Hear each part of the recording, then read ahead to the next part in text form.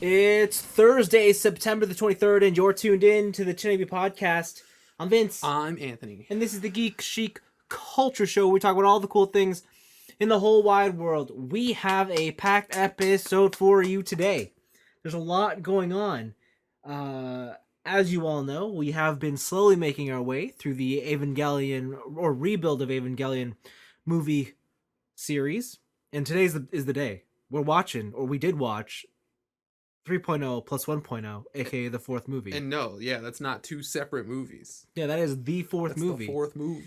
But also, surprisingly, today there was a Nintendo Direct that we have to talk about.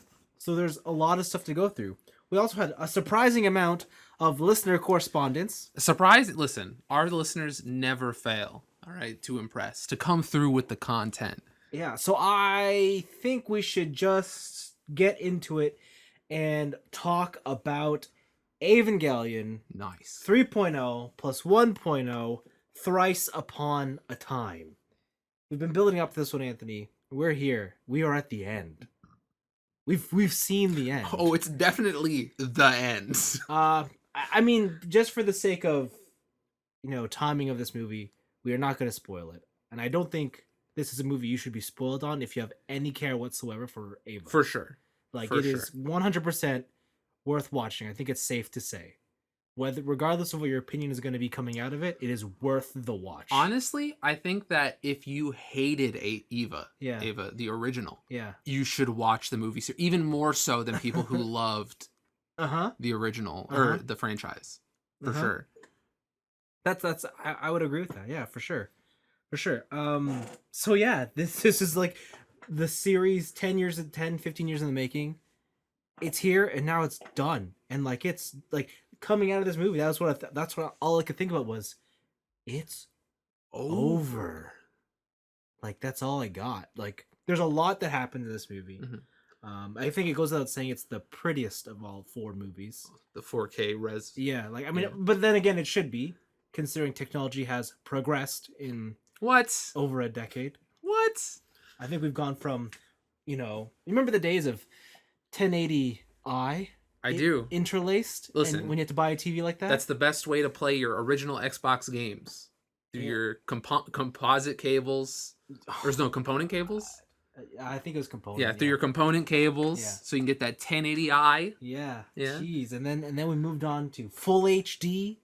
But apparently it wasn't full HD. No, because then went to UHD, or no, is it QHD? HD DVD. Well, anyway, one of them was 1440, and then the other one is 4K. Okay. And so we're definitely, the world has moved on. And all I'm trying to say is, it's a very pretty looking movie.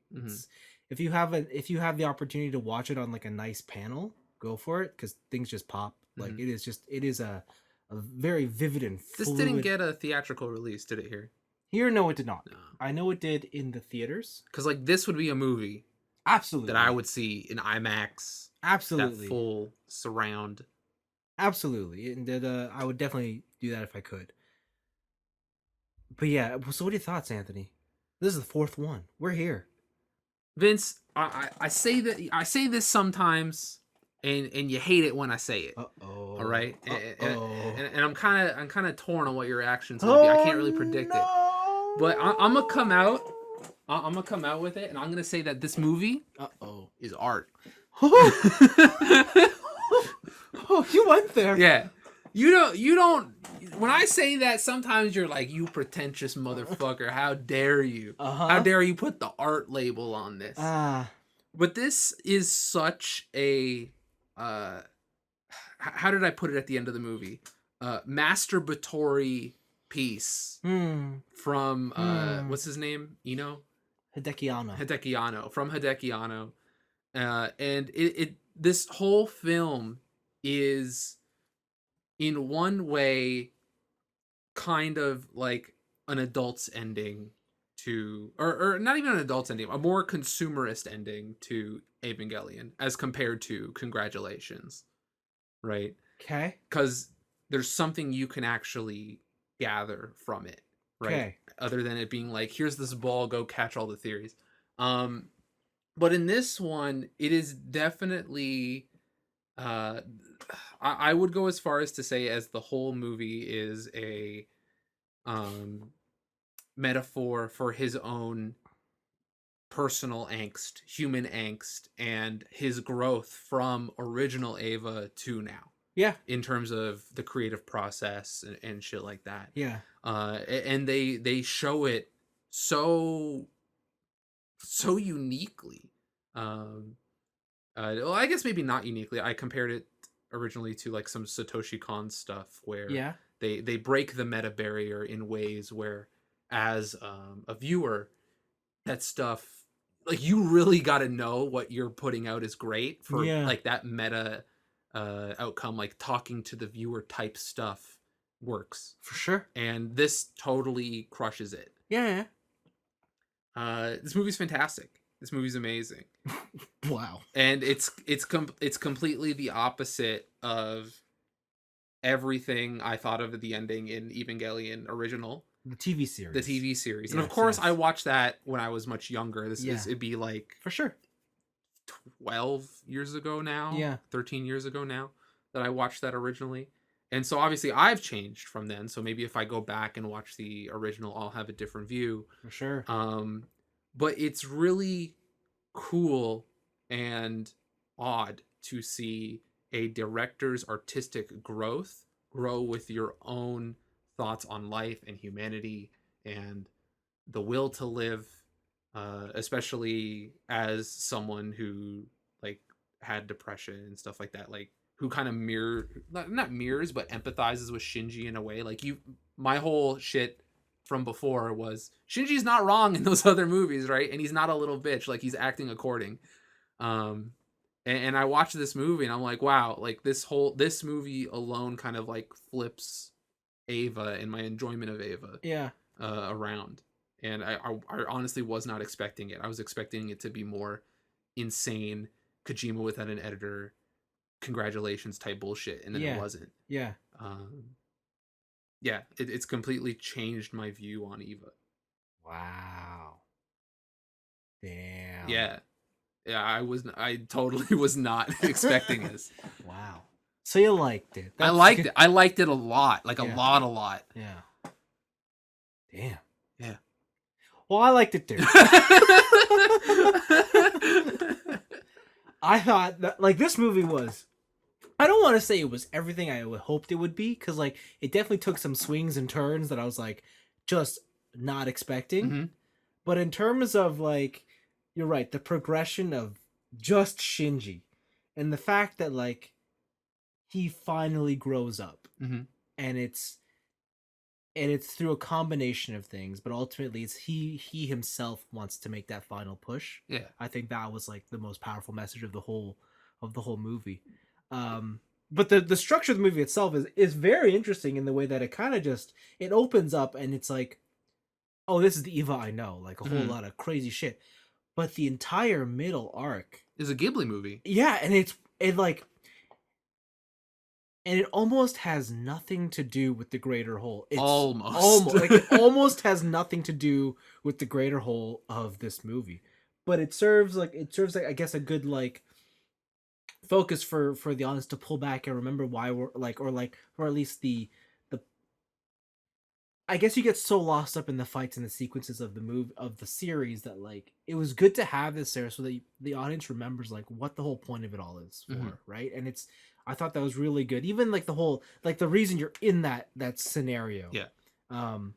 I think it was good to have it, and I think it was good that it was as long as it was. I thought it was amazing how they were able to wrap up the importance of that scenario in just that, like the end of that arc. Yeah, where... like it was real good.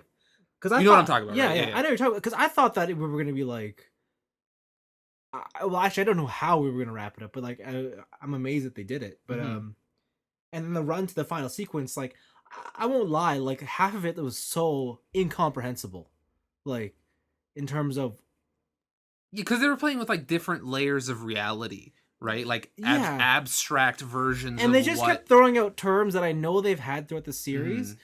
But I've still failed to grasp. The thing is like too, when they when they talk about it and they say the terms, right? You Yeah. can just go haha mumbo jumbo. Yeah. But then they try and visualize it in this Yeah. movie, and you're like, oh shit, now I actually have to try and And like understand what piece they're it talking together. about. And like I guess at the end of the day, the science fiction part of it, you don't really need to understand how it works. You just it's kind of like any other science fiction thing, right? Like it's a thing that exists, except that it's just there to, I guess, drive the narrative, and that's all you're trying to get from it. Yeah, and the way that those visuals Yeah, represent the narrative in a larger view, absolutely. right? It does. It's so cool though, like the final sequence of what they try to do, in terms of just being meta and just like calling back to original plot lines and whatnot.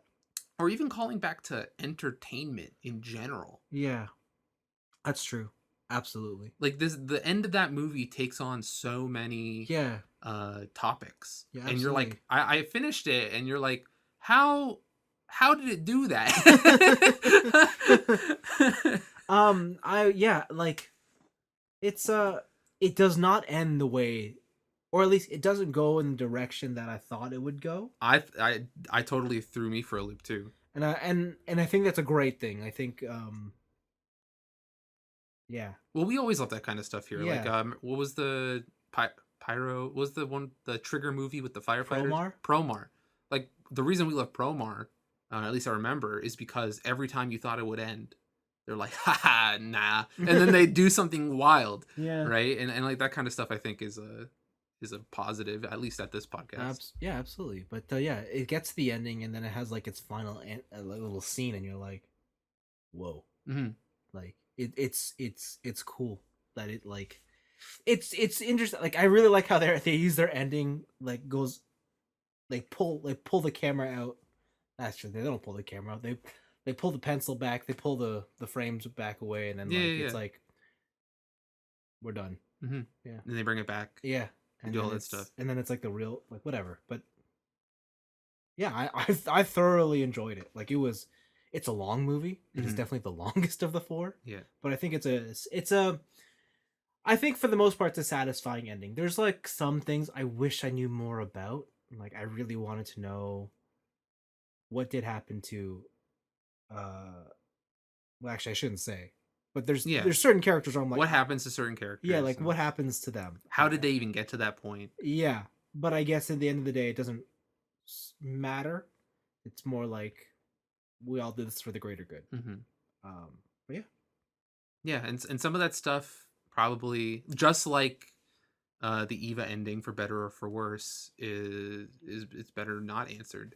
Yeah, probably. Right? You're right. Like it's just I want it for my own selfish curiosity, satisfaction, but sure. I don't know if the movie needs it. Yeah. Yeah. And as I deemed it already, art is up for interpretation. Oh, you know, get wrecked, loser. You like art, haha. Bro, I don't know if you know this, but I'm an art connoisseur. No, like, you're not. I've always get out of here. Me and Vince. Me and Vince? Yeah. who's and Vince? Van Gogh, my bro. Van Gogh. Me and the boy. Yeah, we go back. Back to the starry nights of yore, you know? Oh my god, get out of here. Me and him both had a blue period, you know what I'm saying? Like, shut up.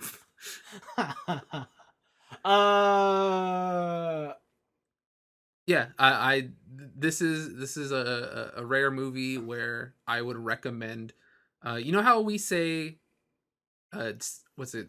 Cowboy Bebop is not just a good anime; it's just a good show. Yeah, this is that. It is, but it comes with the caveat that you can't watch it on its own. Yeah, 100%. You have to kind of watch the other 100%. three, and the other three are anime. Yeah, like they're 100% anime, so your mileage may vary. That's what I would say for the other three, but this one's pretty cool. Yeah, I think that this movie, like probably looking back on it in 10 years, is going to be anime classic. There's going to be whatever the generation beyond Zoomers is making YouTube videos. Oh, absolutely. About, Have like, you seen this? Yeah. Yeah. Oh my god, this underrated classic. It's like, you motherfucker. Yeah, no, and it's wicked. It's cool. It's cool. Yeah, it's fantastic. It's a fantastic movie. Wicked. All right. Well, those are all our thoughts on Eva, Thrice Upon a Time.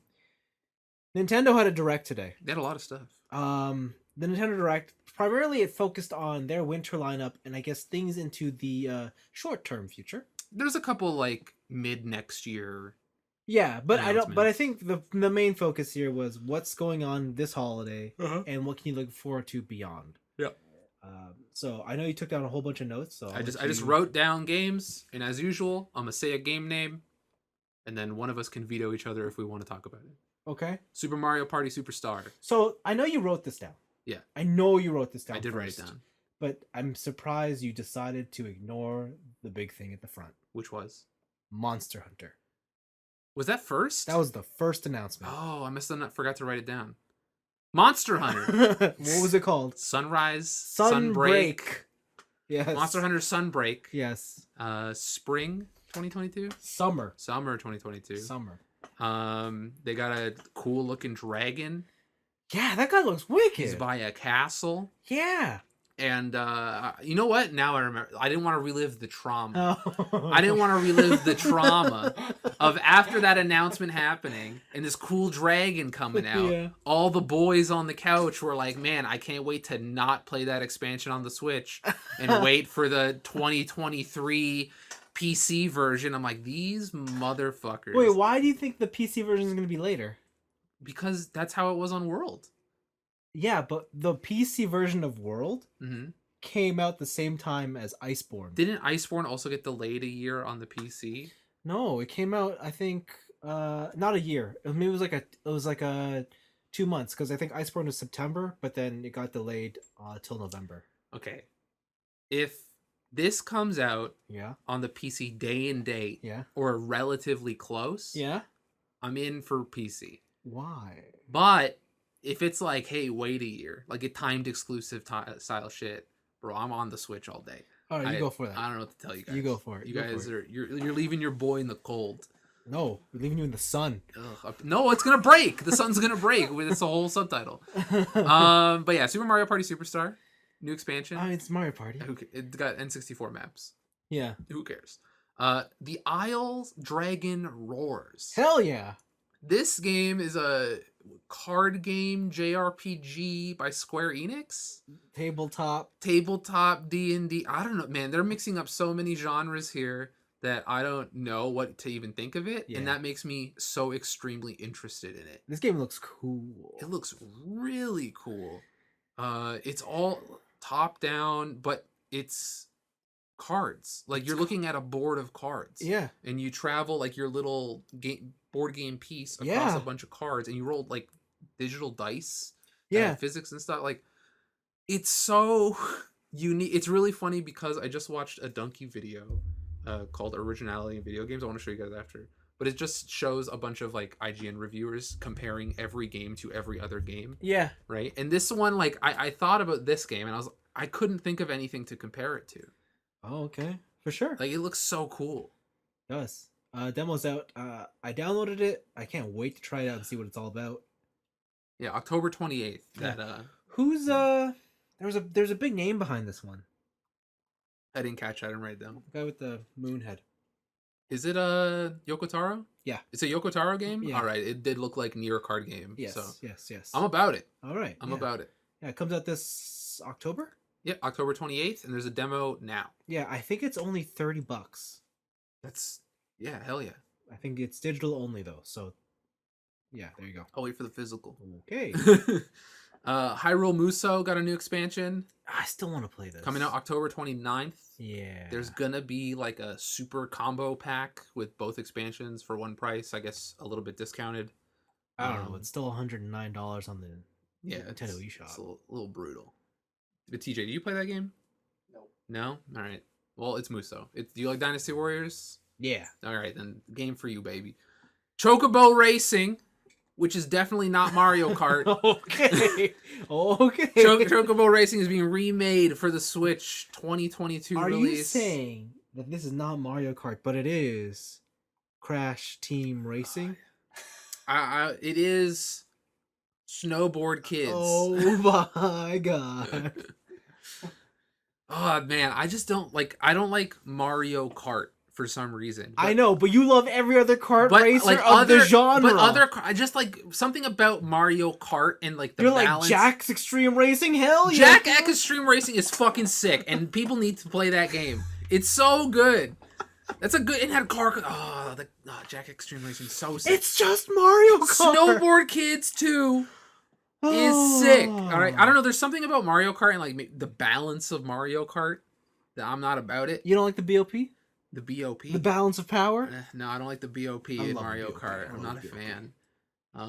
Maybe I just harbor too many bad memories with Mario Kart of just being hit by because you lose a billion things. Yeah, probably. You're not good enough. Yeah, you're not holding that. Yeah, you know, that skill-based blue shell, man, gets me every time. You don't know how to avoid that shit? No problem. Hold the banana behind No. you. Hit the brakes. Hit the brake. Oh, okay, let someone else go in Yeah. front?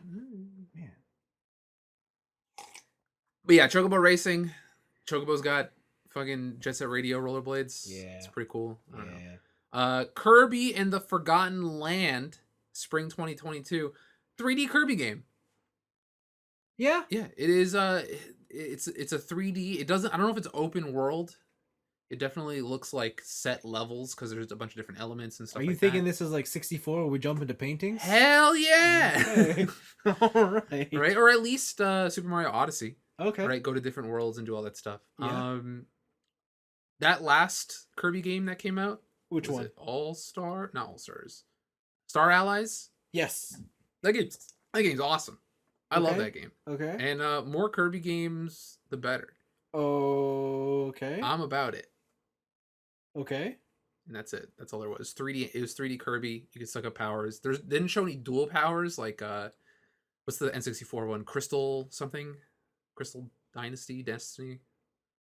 I can't remember. Yeah, but it doesn't have any. It didn't show any dual powers like the 64 one. But maybe that'll be a thing later. Okay. Animal Crossing is getting its own direct in October. Yeah, I guess this game is big enough to warrant that. Sure. Why not?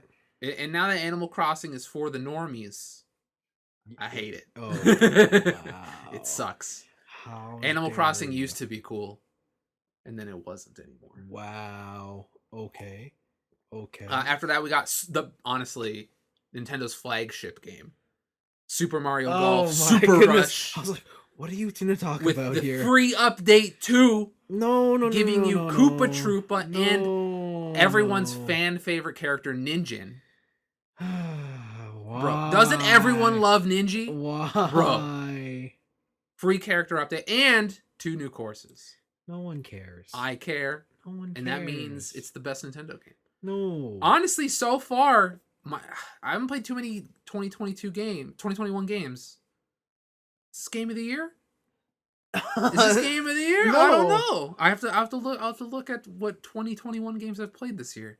I can't believe you're gonna say that when you've been playing Tarkov for like your whole life. Tarkov's not a game yet.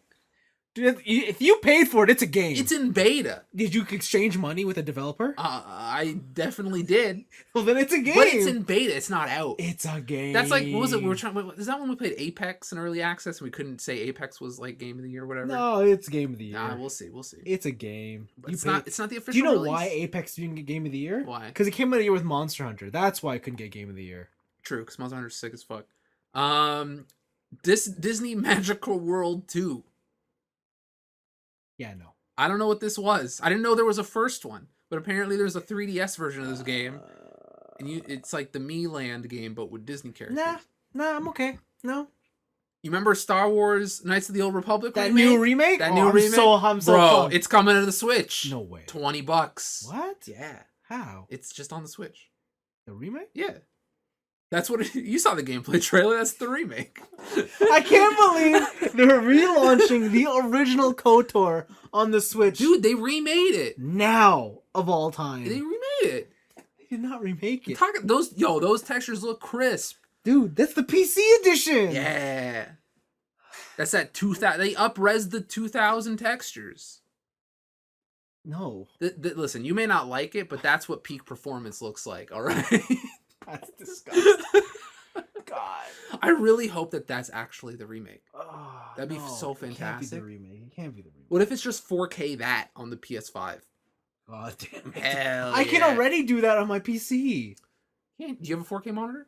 No, but That's what I connect thought. my computer to the You You're not gonna move it. You know that my TV has G-Sync? You're not gonna move it. Because you're going to need it for KOTOR. Hell yeah.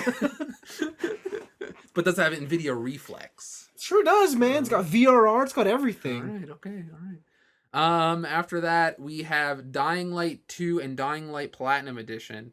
Why? Dying Light is coming out on the Switch. It looks like dog shit. I was going to say, 19th. yeah, why? Why? But Dying Light 2 is very interesting because it's the cloud version. It's not on the Ouya. It's not on the Stadia. It's a cloud version on the Switch. You know,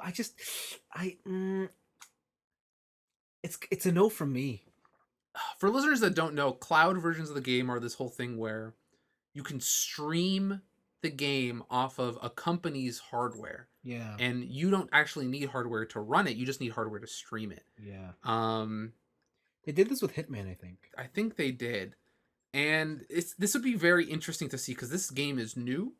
And these Dying Light games, when they come out, are machine hogs. They are resource hogs. But I don't think it's to worry about that just because max res on the Switch is 720p. Yeah. And everyone That's knows true. that, like, resolution is the #1 resource hog. That's true. That's so true. Ambient occlusion though. Ambient occlusion on 720p is no issue. If you ever need to up your FPS, drop the res. That's the first thing you do. Never. Shadows off. That's all I do. Shadows off. Oh. Yeah. But yeah, this will be interesting to see how it runs on the Switch. I'm definitely not interested in playing it on the Switch. No, why would anybody? Like, this is the last resort. I'm definitely waiting to see like some 12-year-old's YouTube review because that's the only way he can play Dying Light. I hope so. Like, that's the one I want to see. I mean, those kids are trying. You gotta give it up for the kids. You gotta give it up for the kids. They're doing the things we don't want to do. Yeah, man. That right? hustle. That hustle. Like I said before, limitations breed creativity. In this case, I don't know. Limitations are just you're poor. True. I don't need rich kids. It's true. That's true. But yeah, February 4th, 2022 for that cloud version. Yeah, so okay. we'll see that. Project Triangle Strategy. God, this game looks so good. They mentioned it in the thing, but this demo originally came out in February of this year. I know. I forgot this game existed. I know. And because of your updates and your influence, we changed the game to have updates that we were gonna do anyways. But now I feel like I was part of the process. Exactly. Don't buy the game. We infiltrated your heart with marketing because we're shameless. I was always gonna buy this game when they first showed it like years ago. Yeah. So whatever. I'm in. I'm a sucker for this kind of shit. You can buy this kind of shit March 4th, 2022. Yeah. Oh man, that's a good deal. It's like a long ways away still. Wait, March? March. Fuck, every game is out in February. I know. Okay, maybe I'm not buying this game. And it's not even the end of March; it's the beginning of March when all the February releases are still like I could still probably buy these. Metroid Dread is a video game. This game's coming out in like 2 weeks. October 8th. Yeah. It's out. It's coming. Damn. Looking good. There's nothing else more to say about this game. It's Metroid. It looks cool. It's got a parry system. Yeah. October 8th. Yeah. Look for it. Nintendo Online is getting an update. An update? Yeah. They're getting an expansion pack. You're expanding my online subscription? I'm expanding your online experience. Wicked. To include Nintendo 64 games. Oh. And Sega Genesis games. What? So you're expanding my online experience? It turns out that Nintendo does what Sega cannot. Wow. So this expansion of my online subscription, I just log in and I'm going to have access to all this stuff? You can log in and buy the expansion pack. Holy They said that it's going to cost more money because it is Nintendo Online Plus expansion pack. Oh. Of course. Nintendo. With the slick moves. The slick moves. And they didn't announce a date.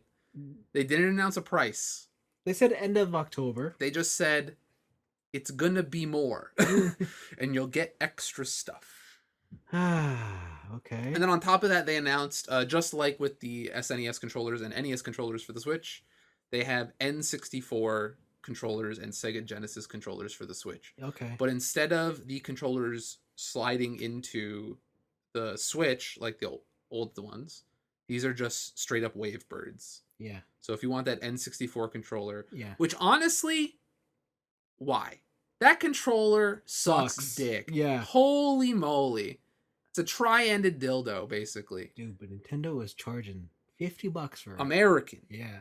And I'm gonna buy it. So aren't you gonna buy the Genesis controller? I don't like the Genesis controller. Okay, but from a collector's point of view, I just want to say this. Could you imagine 10 years from now when, I don't know, you have a kid or something and you're like, son, this is the rare Nintendo Sega Genesis controller. That does sound pretty sick. Does it not? Being like, this is the Nintendo branded Sega Genesis You know what? You controller. marketed their controller better than they did. You know what? I'm in. God damn it, I'm in. I'll give them my money. I knew it. I'll give them my money. What else? Then we had like a big kind of run of games that are coming out soon. Yeah, they just hit us with like a lot of stuff. There's a lot of like lightning round. So Yeah. Shadowrun was like XCOM. I don't care. Yeah. Castlevania Advanced Collection. This is cool. This is the one I care about. It's out now. It is out today. Yeah. And it is the Game Boy Advanced Castlevania games. Absolutely. Which A, all fantastic. Yeah. And B, all crazy expensive now. Yep. If you want to buy it in the aftermarket. So what I'm saying is thank you Nintendo, thank you Konami. For what? For bringing these games out so that it can tank the price of the actual advanced carts. Okay. And I could actually afford these games now. Okay. Hell yeah. Thank you so much. Okay. But those games are fantastic. If you've never played those Game Boy Advance games, total recommend. A lot of those Game Boy Advance games still hold up today. Go for it. Mm-hmm. Really good. Recommended. Mm-hmm. They're remaking ActRaiser. Are they? Yeah, ActRaiser Returns. Okay. I did not see this coming. It is like 2.5D ActRaiser. I don't even know how to explain ActRaiser gameplay. It's like action mixed with turn-based kind of. Yeah. And then there's like a city builder on top of it. I think ActRaiser is cool. I didn't have an affinity for it when I was a kid.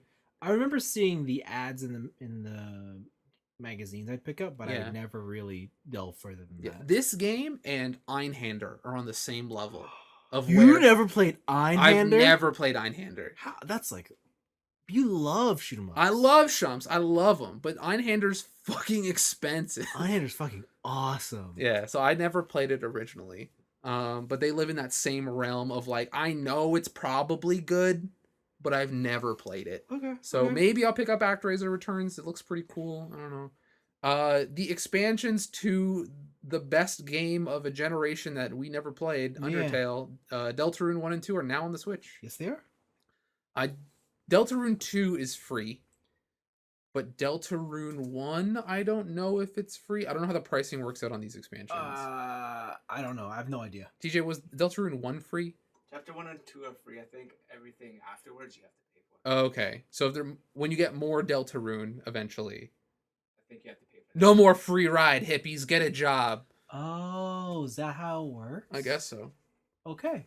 Good to know. So yeah, there you go. Hot Wheels Unleashed. It's a Hot Wheels game. You can make your own Hot Wheels track. No. I just had to sneak that in there. It's pretty cool. Shin Megami Tensei 5, still a video game. No. Wreckfest, who gives a shit? Arcade Archives is coming out with classics, which I don't even know why they didn't have these yet. Pac-Man and Xevious. How could they not have Pac-Man? I know. So if you want to play arcade accurate versions of Pac-Man and Xevious, Arcade Archives has your back. You gotta be like some sort of like insane person to be like, I need the arcade perfect renditions on my Switch. I need the arcade renditions of Pac-Man on my Switch. I love that this company is doing that. And Arcade Archives, you're the best. Shout out to you. Xevious. I think this is not the ending announcement. This is probably the biggest announcement. Oh hell yeah! That came out of the This Direct. is the one. As there is gonna be a Mario animated movie. Yes. And it's coming out holiday next year. Yes. What the fuck? What do you mean? It's not just that it's an animated movie. It is done by Illumination. Yep. What other movies have they done? Despicable Me. Oh god, it's gonna be shit. Next you're gonna tell me they did Boss Baby. No, they Okay. did the Secret Life of Pets. Oh god, this is gonna be so bad. What? You don't like? But yeah, so they're making a Mario movie. First off, I gotta say it, it's not live action, and John Leguizamo is nowhere to be found. Okay. So automatically, this movie's gonna be garbage. Okay. But we got some big names in here. Uh-huh. When you think of Mario, what's the first actor that comes to your mind? First actor? Yeah. Danny DeVito. Absolutely not Chris Pratt. Yo, I'm gonna get that swole Mario. Hell yeah, Oh, swole Mario. He gets the alright. muscle mushroom. Okay. When you think of Peach, what do you think of? Who do you think of? Actually, Blonde bombshells. I have no idea. Well, it's the chess girl from Queen's Gambit. Yeah, it Anna is. Taylor-Joy. What Yeah. the fuck? Charlie Day is Luigi. I can see Jack Black as a Bowser. Can you? I can if he does his like cartoony, adds a growl to it, I could see him doing it. He's got range. I don't know. I've never But I don't know. But Keegan Michael Key as Toad? No, that checks out. What? Seth Rogen is Donkey Kong? Oh, that's the one. He's close enough. And literally Mario himself, Charles Martinet, sorry, is in the movie. Yeah. But he's just not Mario. Yeah, he's like background. Why wouldn't Koopa they A. make him Mario? He's a Toadette. He's Bruh. you know, he's just part of the Mushroom Kingdom. What is this? What isn't it? I can't wait for this to be dog shit, but make $1 billion. I can't wait to see this become an Oscar-nominated film. I swear to God, if Eva does not get nominated in like Best Picture this year, I don't know what the fuck. But dude, Yes. I don't know. This is so wild. This is like a drug fever dream. This is you know what this is? This is a movie made by marketing. Okay. This is a soulless consumerist it is commodification in its purest form. But Miyamoto's involved. Miyamoto's might as well be dead. That guy's Wow. like we saw him. He's got the gray hair. He's a fucking skeleton walking out on stage. Yeah, but he's involved. He only. You know what involved means. You know- I know you know what that means. Has Miyamoto ever failed you? Yes. When? Rabbids. What are you talking Mario about? He totally Rabbids. didn't make Wii music. Remember fucking, was it Johnny Drums or whatever the fuck that guy's name was? Ugh. When has Miyamoto ever failed? He brought you Nintendogs. See, you just keep naming things. I know it's our irony, but it hurts. And like every time that you think is like he's done, it's over, he's dead in the water, right? Then he comes out with like Mario Odyssey, and you're like, fuck. Well, that's how he works, right? He's got to partake in a real human activity to be inspired. Well, isn't that what the fucking Street Pass games came out? His wife liked planting, so he made the flower game. Hell yeah! So now he's gonna learn about movie making, and he's gonna make his next. You know game. what? Honestly, it wasn't even Miyamoto who did Odyssey. I had to check it out because I didn't want to believe it. It was Motakura Kenta. Bro, Miyamoto. they got to do with him what they did with Ken Kutaragi. They got to put him in a home, and they just got to let him say Ridge Racer once in a while. He's the father of Mario. I know he is. You know he's gonna be in the movie, right? But he's old and senile. he's gonna be in the movie. I know he is. He's gonna be a background character. He's gonna He's be- gonna be he's like Stan Lee cameo. No, he's gonna be Mario's dad. I Like they're gonna give Mario a dad. They're gonna canonically. You ever wonder where Mario came from? Because yeah, Cranky Kong's in this movie apparently. Yeah, I don't know why Donkey. Like, what the hell's going on? Yeah, I don't. What, bro? What? And honestly, Ninja nowhere to be found. All right, they put him in Mario Golf. They can't put him in this, bruh. Who cares? Bruh. Who cares? But yeah, that's gonna be a fucking nightmare, and I can't wait. Or it might be the greatest movie we'll ever see. Yeah, but my personal biggest thing is Bayonetta 3 is actually a video game Yeah. that has gameplay Yes. and combos. Yes. And they showed off a lot of Bayonetta 3. Yes. First off is her style change. If you play the original Bayonetta, you'll know that when she met young Bayonetta, she had this like braid hairstyle. Yeah. They gave her that. They gave her kawaii Bayonetta. She got more braids. And honestly, I'm about it. I'm about. We had sexy, elegant long hair. Yeah. We had Short. short, punky. I'm don't mess with me, Bayonetta. And now we got like idle, kawaii braids, cutie pie McGee. Which one's your favorite? I got to see what happens in the third game. Just based off of looks, which is the ideal Bayonetta fit. I'm looking up. Because like original Bayonetta, I get the appeal. Yeah. I get it.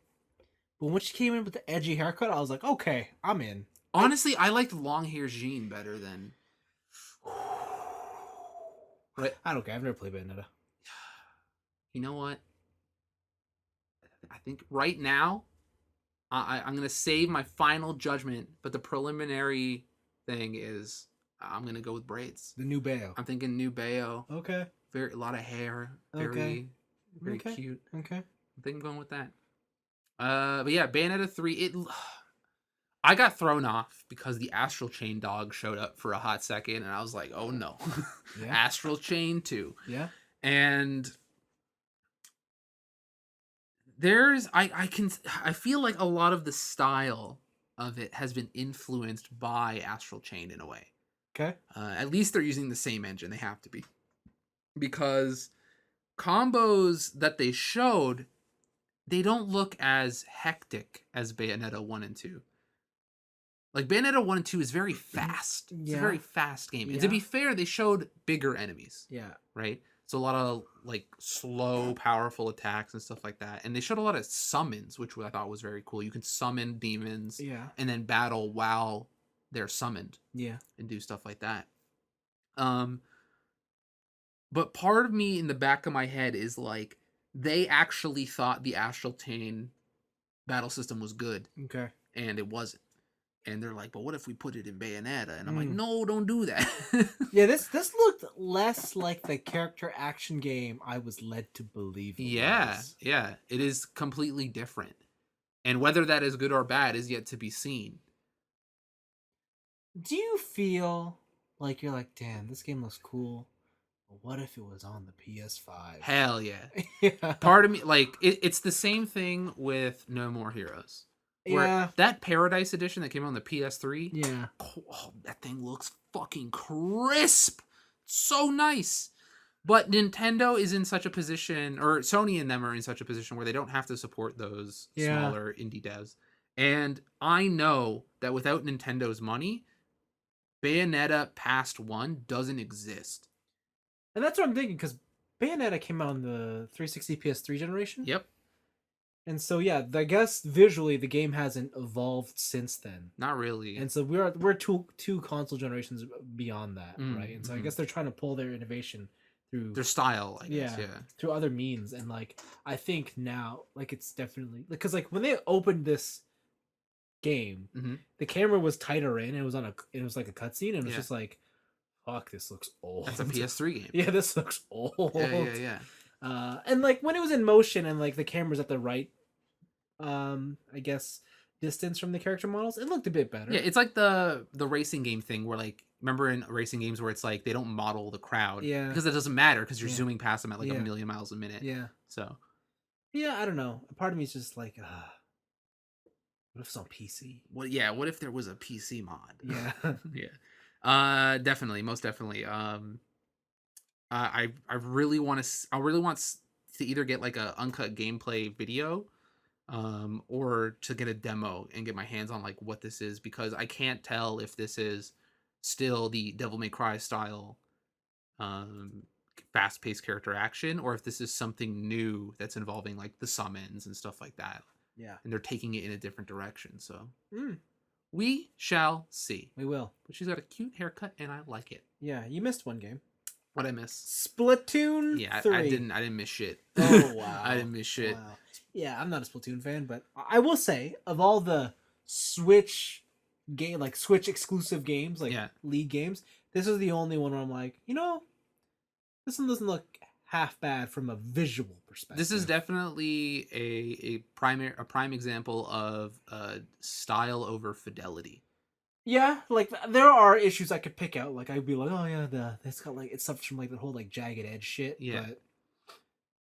But I don't know. It looks. It's like the only Switch game where I'd be like, yeah, okay, I give it a pass. All right.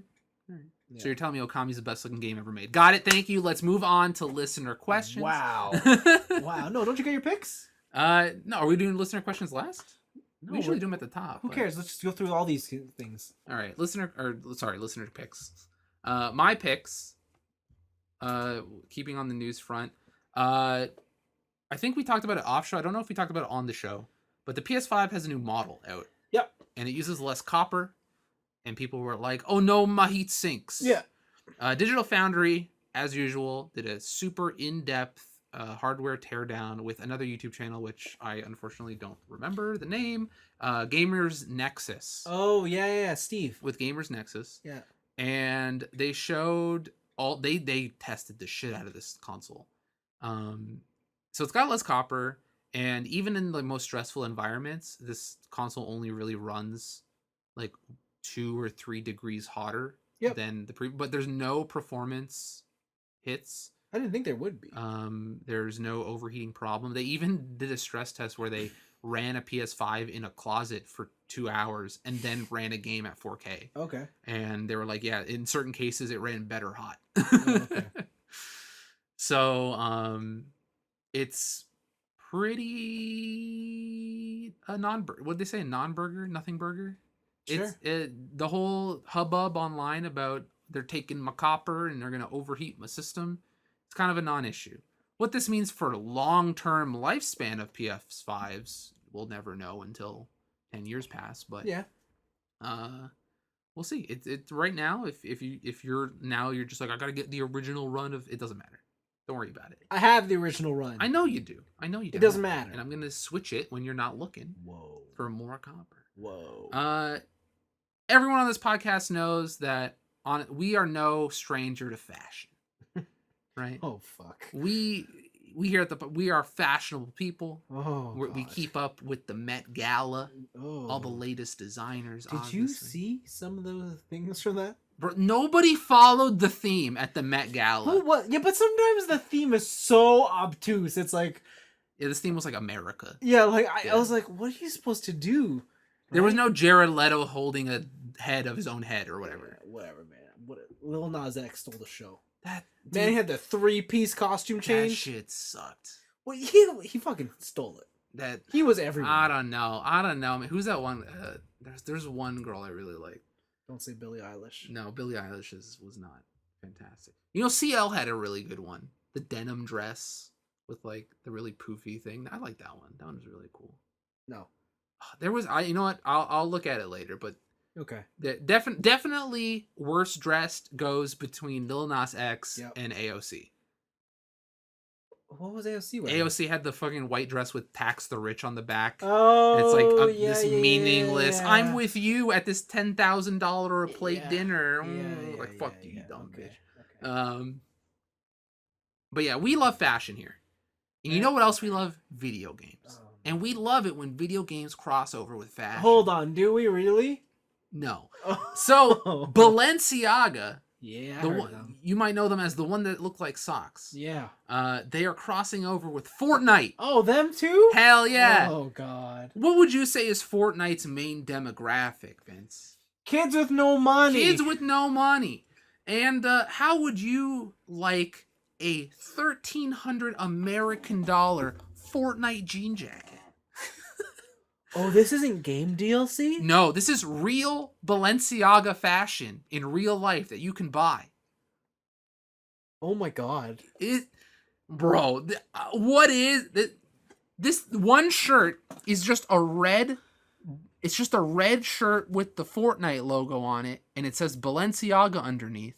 It is $500 American. What's on the back? It's what is it? Retail now, I think, in a bunch of different languages. Wow. All right. Well, how much do you think a Fortnite Balenciaga hat costs? Like just a baseball cap. $200. Get fucked. $400. What? What? $400, baby. You're telling me for $100 more I can get a T-shirt? Balenciaga Fortnite hoodie. What are we thinking? $800. Ooh, a little too high there. $730. Oh. What? Oh my god. What? I love that this exists, and I can't wait for the day when we go to Toronto and we see a Chinese exchange student in Balenciaga Fortnite clothing, and I will laugh at them on the street. I will point and I will laugh. What? This shit is so ugly. I hate that fashion has taken this turn of like it's not about fashion, it's about hype, Yeah, right? yeah. And I think there is a section for hype beast clothing. I think that can exist. Yeah, but Right, like yeah. Off-White, Supreme, like all that shit can exist, right? And it can exist adjacent to quote unquote high fashion, like Yeah, Gucci sure, and all that fine, shit. fine. But like the clothing in this is so lazy. Yeah, It's just a hoodie with the Fortnite logo on it. yeah. And it's not even clever like the Doraemon stuff that Gucci came out with earlier. I don't know, man. Bro, death to capitalism. After that, so Injustice. You remember Injustice, the video game? There was two of them. Yeah, there was two of them. Well, it turns out that they're making the first Injustice story into an animated movie. I can get behind this. It looks really cool. There's a Red Band trailer out. In the trailer, it shows that the Joker Man, the Joker tricked Man. Superman into killing Lois Lane, or I think in this one, it's the Joker kills Lois Lane and her unborn kid. And Superman starts a police state just like in the other one. But it seems like they're taking some artistic leeways with. They're probably how the story- adapting it for the Yeah. screen, considering like half of the story is told through combat scenarios in the game. True. But yeah, it looks cool. Red Band trailer looks really good, and honestly, I think I should start watching DC movies. These DC animated movies look fucking sick. They're all good. Yeah. When's this one come out? It's a 2021 release, but I don't remember the date. Okay, I'm just gonna assume Halloween. That's what I've decided on. Halloween. Digital and look for it on digital and Blu-ray. Okay. Yeah, that's. I don't think it says a date, but it's Thanksgiving. Probably February with everything else. And then the last one I have is another coronavirus, I guess casualty is Sega. Sega died? Sega died. Sega got the coronavirus. And they honestly, Sega was an anti-vaxxer. They should have saw it coming. Whoa. No, Sega's landmark Tokyo arcade in Ikebukuro, Club Sega Gingo, I think, or Giga. Yeah. Yeah, Gigo. There was it. They're closing. Another big arcade, another tourist attraction is down. They opened up in 1993. Later than I thought. Right? And they've been at that corner in Ikebukuro since then. And because of the coronavirus, because of closing, and the fact that that place is fucking massive, so I bet they can't afford rent on it. Yep. Just like the other ones, it is closing. And the sweet thing was that a whole bunch of people came out for the closing. On the final day of its business run, the streets were packed with people counting down to like the hour it closed, and then like humming along with the closing jingle and stuff like that. It was really sweet. But even in Japan, arcades cannot survive, and it's kind of sad. That's a shame. It's kind of a shame. I'm gonna end it on a sad note. I'm gonna end it on that note. Wow. Okay. Well, Deal with that, Vince. I will, because I care so much. All right. I didn't really see anything too fun to talk about for Mhm. picks this week, Yeah. but I'll give two that I think are interesting. Destiny 2, Okay. The Trials of Osiris. Yes. The most competitive Destiny PvP mode there is. That game mode is cool when I used to play Destiny. That's the one where like you go up the ladder, Yep. Elimination style, Yep. and if you get to the end of 9 matches, all wins, you get wicked prizes. Get hell loot. They're switching up the matchmaking system for that, Okay. so that now you get paired up with players of equal skill level, Sick. and The community does not like this. Fuck you. Because before, you could just get paired up with anybody. With noobs and just stomp them into the ground. But now you have to fight people as good as you. Good. So, they don't like that. They should suck it up, Buttercup. Okay. Well, there was a whole lot of talk from Respawn regarding Titanfall 3, and there's a couple different things they had said here and there, but I'm going to sum it up. Mhm. We're not getting Titanfall 3. Wasn't the headline I saw, we're too busy making other games to make Titanfall 3? Pretty much, Yeah. but like there was also comments from like some of the developers and whatnot, so, but it doesn't even matter. There is no Titanfall 3. Get over it, it sucks. Also, the Titanfall 2 servers are super fucked right now, apparently. Yeah. People are just DDoSing games as soon as they get into it. Yeah. And it's like impossible to play Titanfall 2. So, Yep. as you can see, Respawn does not care about Titanfall. No, not at all. And finally, we want to talk about the what do you call it? There was an end, or not an end, but there is a conclusion to the Apple and Epic lawsuit. Mm-hmm. I'll tell Oh, you. that happened a couple. Well, it's not like a conclusion. It's not a conclusion, but I'll tell you about what happened. What's going on right now? Yep. Fortnite will not be on the iOS platforms for at least 5 years. That makes sense. So get fucked if you have an iPad and you played Fortnite that way. Yep. No more. Find another system. Get over it. Good. And that's it. Good. Get off my ecosystem. They I think they had to pay. So was it the judge announced that the Apple Store is not a monopolistic entity, Right. and that Apple shouldn't be punished for its success, but they did loosen the rules on games regarding third-party payments. Mm-hmm. So now games are allowed to use third-party payment platforms instead of doing it through Apple. Mm-hmm. And the other thing was that Epic had to pay the money that they weren't giving to Apple, like 30% of whatever their profits were from before. From the time that it went off the store Yes. till now. Yeah. So That's business, baby. that sucks. That sucks. But there you go. Cool. I guess when you got like all that money, it doesn't really matter. But Yeah, I guess not. I think the more interesting thing is that I know Epic's gonna countersue most likely, or they're gonna take it to a higher level. Probably. I guess. But this is actually, this whole thing, even though it sounds mostly like a loss for Epic, it is actually a bigger win for games in general, because games were excluded from the third-party payment thing before. So Yeah. And now they're not. Yeah. So good on Epic. They did something. I mean, they just lost a whole bunch of money. But oh well. But they did something. In probably a huge market. They did something. But I guess they can claim they did it for the good of the... Yeah, this marketing spin 100%. Yeah. But also, I think this is... If Fortnite, is not on that store, that's a lot of revenue loss for Apple as well. So for sure, but I don't think it... I think it's a bigger loss for Epic than it is for Apple. Yeah, probably. Right? Like, because, like, it's not like that's all Apple's banking on for rev, right? Yeah, and also we're talking about losses in terms of sums of money that are so large, it doesn't matter, right? The fact that they could even afford to take that loss and still be the most successful gaming franchise, period, who cares? That's true. Right? It's like you're arguing over which rich person has it better, basically. Yeah. Well, there you go. Cool.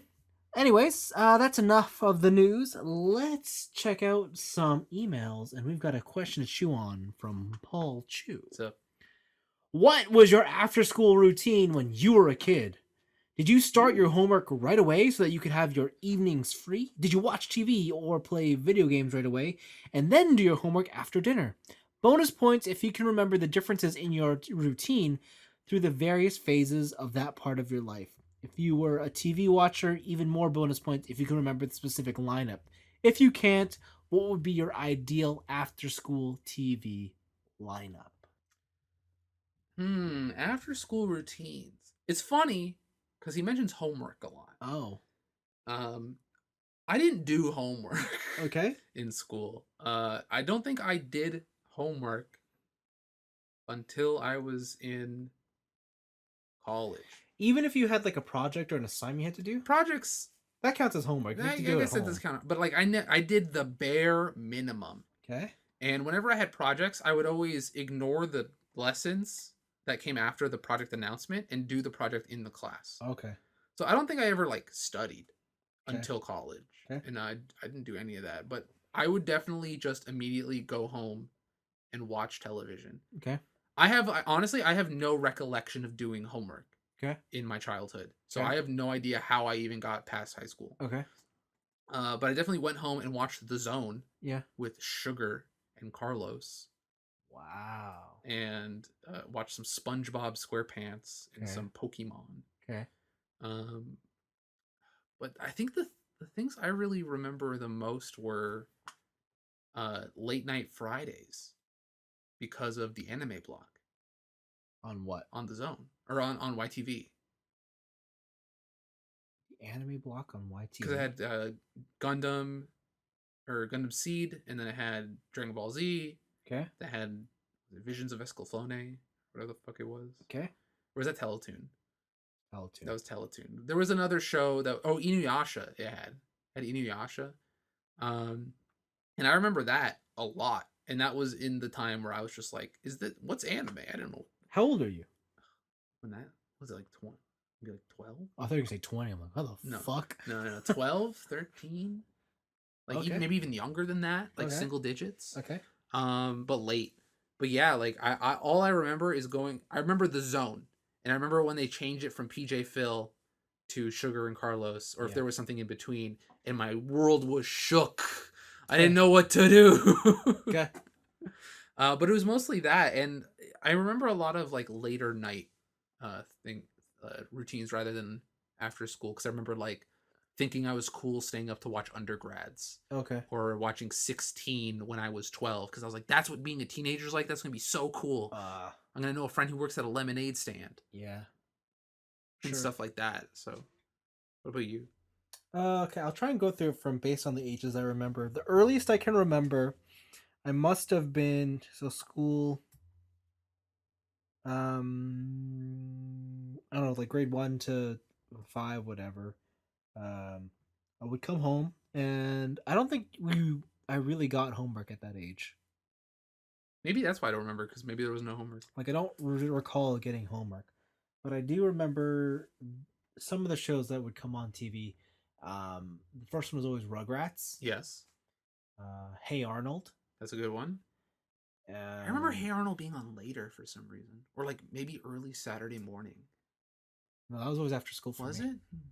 Yeah. And Arthur. Oh yes. And this might be a Canadian one only, but it was Pingu. You watched Pengu on TVO. And I also watched The Magic School Bus. Did you watch Zaboomafoo? Yep. Zaboomafoo is rad. I love that show. I also watched the one before Zaboomafoo became a thing, when it was just the two brothers. Oh, It was I didn't watch the that one. Kratz brothers. I didn't and they watch just that one. it was way more like Discovery Channel for kids. Like it didn't have like the fun in the house component. It Yeah. was literally like the two dudes telling you about like a cheetah. yeah. Right. And that was it. I remember learning about beavers on that in Zaboomafoo. Yeah. And then Angry Beavers was a show that was on after school for a while. Yeah. Oh, was it Ugly Monsters? What was the other one? I don't know. It was like it had the guy. He was like a monster. It was a Nickelodeon show, and he like held both his eyeballs in his hand. That's Ariel. Oh, Ah Real Monsters. Never watched that. Ah Real Monsters was good, and one of my favorites that I never actually kept up with, and I probably should, was the one where it was like the imaginary friend orphanage. Nope. Nope. Something House for Imaginary Friends. I don't know. The other big one I watched was Doug. Doug is Foster's Home for Imaginary Friends. That was it. Yeah, I don't remember this. You watched this after school? Yeah. Wow, no, I don't Yeah. even know what this is. Yeah, that show was really good. I like that show a lot. I think like age gaps seem like a bigger thing when we're younger, because I think like that must have come on. Like just before, yeah. Yeah, like because some of the things you remember, I recall seeing them, but at that point I had moved on to something else. Yeah. Because and then like when I was more closer to like grade 6 through grade 8, and I had homework. I rarely did homework, but if I did have, like, I knew I had to do something, it usually would be the first thing I do, but I would only spend 15 minutes max. Yeah. Because, like, That's at the time. That's all I needed. Mhm. And it was usually just a math thing that I had to do. This kid Uh, and his math. and then after that, it was go home, and it was watch Yu-Gi-Oh Oh, Yu-Gi-Oh's good. and Pokemon, Pokemon's good. Digimon, and then eventually Beyblade. Oh yeah, that I forgot that was the primo lineup. That was the Yeah, A plus yeah, lineup. because I think Saturday mornings were reserved for like Power Rangers, yeah, or like Sonic Escaflowne. Underground. Yeah, like all the bigger ones that like I ended up. I thought I remember watching Yu-Gi-Oh on Saturday instead of the weekday. You might have, I I don't might know, have. but I Fuck know that yeah. like things like Metabots and like Metabots, hell yeah. yeah, Escaflowne, even Dragon Ball. I think like those ones were more of a Saturday or Friday night thing. I think it was the can't Friday remember. night lineup. Yeah. Yeah, and like, same with Beast Wars. Like that was also like on the Friday night lineup or Mhm. Saturday morning thing. Um, then I got to high school. Mm-hmm. Homework only happened if I was doing homework with a friend. Okay. Like if we had like some sort of thing we had to do together, like Yeah. a project. Yeah. That's the only time I would do homework. Mhm. Or if I had an essay to write, then I would do that first. But beyond that, I wouldn't watch. Actually, I wouldn't watch. Like my routine after school had nothing to do with TV or anything at that Mhm. point. Because in high school, the first thing I would do after the bell rang was like, who's out, who's available, like what are we doing today? It was Yeah. either play basketball or hang out with people. And more often than not, at first it was definitely go to the court and play ball with some of the guys. Mhm. But that slowly just I stopped doing that eventually, and it just became to which girl's available today. Wow, look at this guy, misogynist from the jump. And that's what my after school ended up being. And then I would get home, dinner, whatever, and the shows I would watch would now have migrated to Discovery Channel, and it would be things like How It's Made. Yeah, that was a good show. I used to love American Chopper and American Hot Rod. Yep. Two classics. Uh, I know there's something I'm missing, like something huge, but yeah, like those were the kind of shows that I was really into. Oh, MythBusters, that was the one. Oh yeah, with red haired. That's the one. Yeah, that was the block from like 8 to 10. There was like a segment of shows on Discovery Channel I loved watching, and then like I don't know what happened to Discovery Channel. Like it just stopped having the cool stuff or the things that I thought were cool. Now it's Okay. just full of shit. Right. But yeah, that's what it was for me basically. I think in high school, it was strictly gaming at that point. I was either playing like San Andreas, Vice City, Yeah. or I'd get home, and I think the biggest memory I have is like Windows. Would have been at that time like 2005 XP. XP, like being on my Windows computer, uh, talking to my Counter-Strike friends on Xfire, Mm. and playing Guild Wars. Really, Mm-hmm. like Yeah. Okay. I was really into Counter-Strike Source for a long time, and then I just remember a huge chunk of my childhood being Guild Wars 1 Wow. because I hated high school Yeah. and I just wanted to escape that in any way possible. So I just Yeah. dumped all. I remember having TeamSpeak and Ventrilo servers. I remember getting into my first corporate fight basically, where Mm-hmm. it was a school night and the guild wanted me to stay up Yeah. and do a raid with them. And But you were like, oh shit. I was like, I did it, but the thing was that it was like 1 a.m. and I'd snuck down to go do it. Oh, because you had like a family computer set up? Yeah, yeah. Oh, okay. So like I closed the door to the computer. I put a blanket over the computer when I started it because when you started it, it beeped. It went Yeah. beep. So I to muffle the sound and stuff. Wow. And I would like do it real quiet. And I remember it was 1 a.m. and he's like, okay, we got to do one more raid. I'm like, I have to go to school tomorrow, right? And the guy's like, well, do you want to be an officer in this guild or not? And I was like, I remember I was like, fuck you, you dumb bitch. Like, this game isn't my whole life. And then I just logged off the Ventrilo chat. And then I remember one of the other officers who I was friends with was like, hey, yeah, you lost your officer status because you swore at him then. Oh. And but our guild was like, I think at one point we were like top 3 in Guild Wars, at least for PvP. And yeah, so like we had like a whole hierarchy system there, and I lost it because I just lost my shit at this guy because he was so annoying. Wow. Damn. Yeah. Yeah. Yeah. No, I don't think I have any of that Like the most I have for computer experience after school is log on to MSN just to talk to people. And that's it. So, I would log on to MSN and then nobody would talk to me. Oh. Like I had a lot of people, just I'd never get chats. I'm like, oh. You didn't just start some chats? No, because no one wanted to talk to me. Wow, then why would they add you? Huh? Then why would they add you? I think a lot of them just added me to get around like the denial of being like, no. Okay, all right, cool. Yeah. Well, there you go. That's our after school routines and things we did. Yeah. That's a lot. That's it. Okay. Next up is a question from Joseph Hazel, and he is Jonesin to feel. Two different kinds of questions this week. First, after going off on the what's your ideal type of girl debate, what's your premium anime girlfriend archetype? He lists all the dares. Yeah. He also says, you want an idol singer, cat girl, ojo-sama, maid, girl. or otaku. Cat girl. The fuck? So he has a second question, but I'll save it until you answer your ideal anime girlfriend archetype. I have whatever Sailor Jupiter and Nico Robin fall into. Oh, interesting. Like the kind of cool, mature, a little taller, Yeah. like that kind of girl. Uh-huh. That's my Nico, like the Nico Robin, Sailor Jupiter archetype. Yeah. That's me. All right.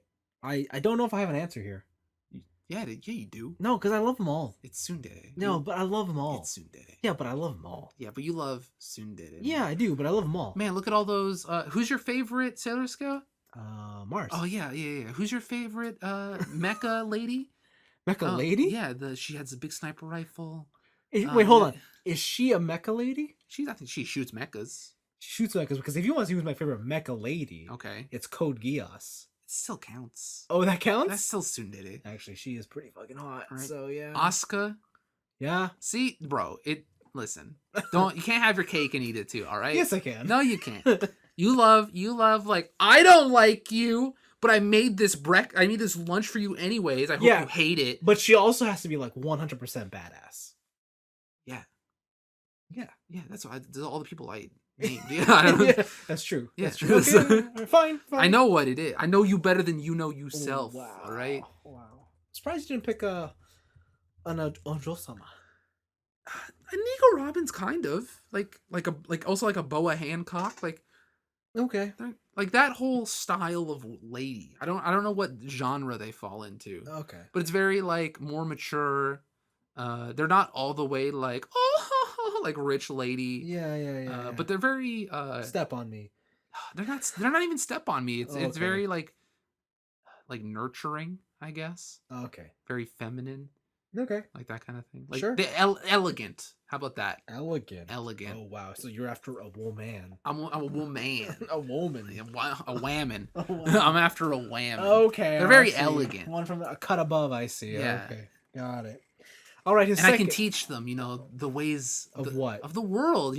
Below their castle and their ivory Oh wait, tower. so you want Princess Jasmine? That'd be pretty sick. I don't know. Like Ariel. my Ariel. gosh. Yo, who's your top 3 Disney princesses? Ariel. That's number uno. Yeah, Ariel's All right. number 1. All right. And then I have to go through the list. I know, like, I want to say okay. Ariel, Jasmine, but only Red Jasmine. Red Jasmine. I can't pick blue It's got to be Jasmine. badass Jasmine. There you go. Yeah, it's got to be Red Jasmine, and then I don't know who the last one would be. Right. I have my 3. All right. And we share 2 of them. Okay. So Ariel and Jasmine are in there. Yeah. But my number 1 is Don't say Snow White. Snow White. Oh my goodness. Bro, Snow White No, is so hot. That is like the last one for me. I love Snow White, No, bro. No. She just wants like what's good for you, and she's just like one with like, what a class act, Snow White. No. Hell yeah. No. Yeah. No. That's the one. No, I think if I had to choose, it'd be probably Belle. Bell's a good choice. Bell's a close choice. Yeah. You notice I didn't pick any blondes. Huh. Interesting. Whatever. Anyways, his second question is, inspired by Anthony tearing up a bit watching Kids on the Slope, Yep. which anime or game hits your feels and Kenshiro'd them? For me, it was, is it Clan or Clanad? Clannad After Story. Season 1 was happy-go-lucky, but I stopped watching it. I went back to finish it right after the traumatic loss in my life as a pick-me-up, only to have the events of the second season echo my own loss to a disturbing degree. Get wrecked. It wasn't pretty. We're talking embarrassing levels of river of tears. Have you had a similar experience? Or if not, would a piece of media what would a piece of media have to do to utterly break you? I've only had one piece of media do this to me. Okay. And it was A Silent Voice. Oh yeah, that's a sad movie. That movie sad made me movie. cry in public multiple times. Like I ugly cry, like sob. Like we went to go see it at the Toronto Japanese Center, and it was just like, here's a gym full of people. Yeah. And whatever. And then like certain points of that movie, just like I had to hold back from just like sobbing. Right.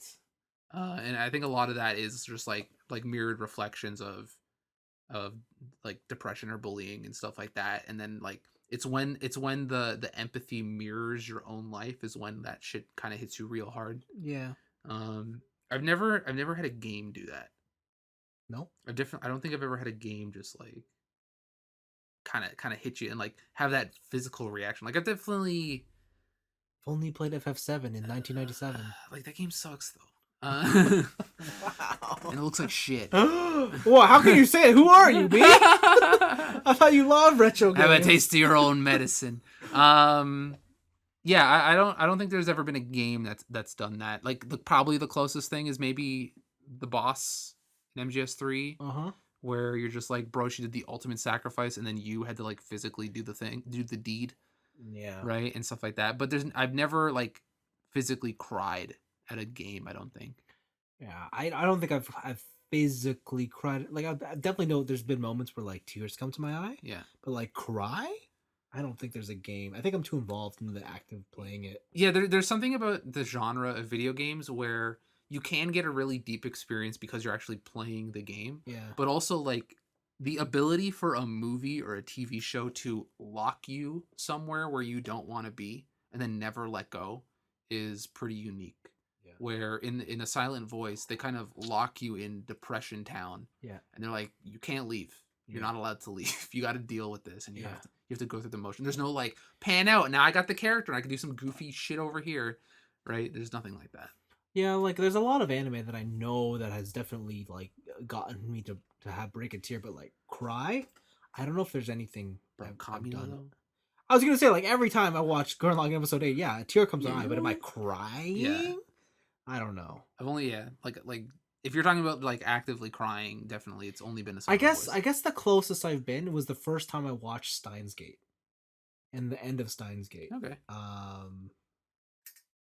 Yeah, that was sad. But otherwise, no, I'm good.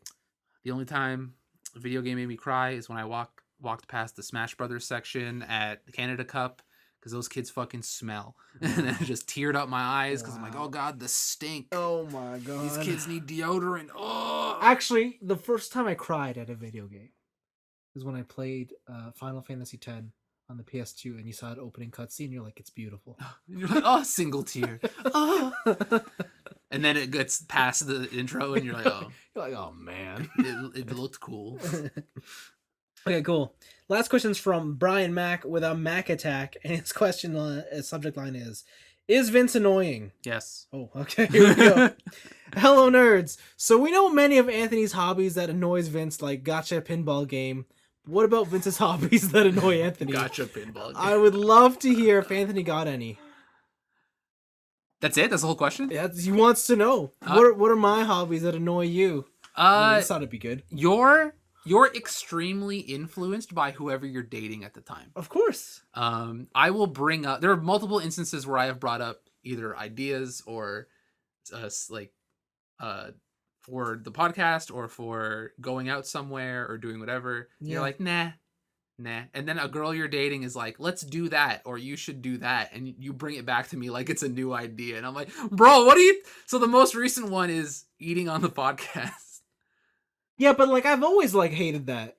Yeah, and I've also brought it up before too. We're like, we should probably like cut it cold turkey. Yeah. And then you have actively been off air been like, whatever. Like we're not doing this really seriously. And then it came up again. But then we went for Korean fried chicken, and your girlfriend was there, and she's like, Anthony, you guys should stop eating on the podcast. Yeah. And I'm like, oh, so that's where he got it from. He got some outside influence. No, but like, cause like that day you had the wasabi things. Yeah, And like it was because we know that you have a fidgeting thing. I do. And so when you finished it, you just kept folding it. I kept folding. So it wasn't the eating that was pissing me off. Okay. It was the crunching of the wrapper. Yeah. So I think that's one of them. Okay. Where it's just like you are very highly influenced by people. Of course. And I'm like, bruh. Of course. When the boys say it doesn't matter. But you've already known that. still hits me kind of right here, you know? Oh, come on. Cry me a river. I will. What else? You have so many fucking of the same watch. Like how many G-Shocks? Wait, but hold on. Why does that bug you? How many G-Shocks? Why does that bug you? You're not playing games, Vince. You're spending money on fucking watches. Wait, so hold on. The thing that bugs you is that I am not, because like you have so many copies of the same fucking video game. Tell me. Huh? What? How many copies of Mario 1 do you have? 4. That's what I thought. That's what I thought. But they're different variations. Okay, I got the Super Mario 1 regular, and then I got the dual pack with Duck Hunt, and I got the triple pack. How many NESs do you have? 1. Really? One working. Oh, okay. There it is. And okay, it's 2. But I have 2 working, but one's the dog bone one where it's the top loader, and that's different. See, but I don't value watches, all right? I don't value watches. Like, you can tell the time on... You got to watch. Just wear it. Why do you need more than one? At the end of the day, it's not about telling the time. It's just like it's not about playing the video game. It's about knowing you own it, right? I play them all. I open them. Listen, I put them in to play them once. Does not mean like I care about them. I play them because I appreciate it. Now I own it. Now I can look there and think to myself, I own that. And yes, that makes me happy. And I can totally put it in and play it. Yeah. But will I? No. And I do. It's the thought. It's the idea that I can do it that makes you happy. Vince, my week is going to be proving you wrong. With what? With old games that I have. But did you play them on your own? Yeah. Oh, okay. I did. All I did. right. I guess annoying. What else is there something that annoys you as much as like gotcha annoys me? I don't like the thing is I don't know why gotcha annoys you. What are those games you like? The clicker. Oh, incremental games. Yeah, those. I fucking hate those. I don't know. Like that's some boomer shit. Like I don't know why you hate it. I don't like it because it's like, why are you wasting your resources on this? What resources? Your computer resources, bro. I'm gonna pull up Control Manager right now. Task Manager. No, that's not what I mean. But like, you're always like, oh man, my phone's gonna die. It's like, what are you doing? I leave it on to play this game that like I don't even pay attention to. Yeah. And then it's like we're out. It's like shit, my phone's dying. My phone's dead.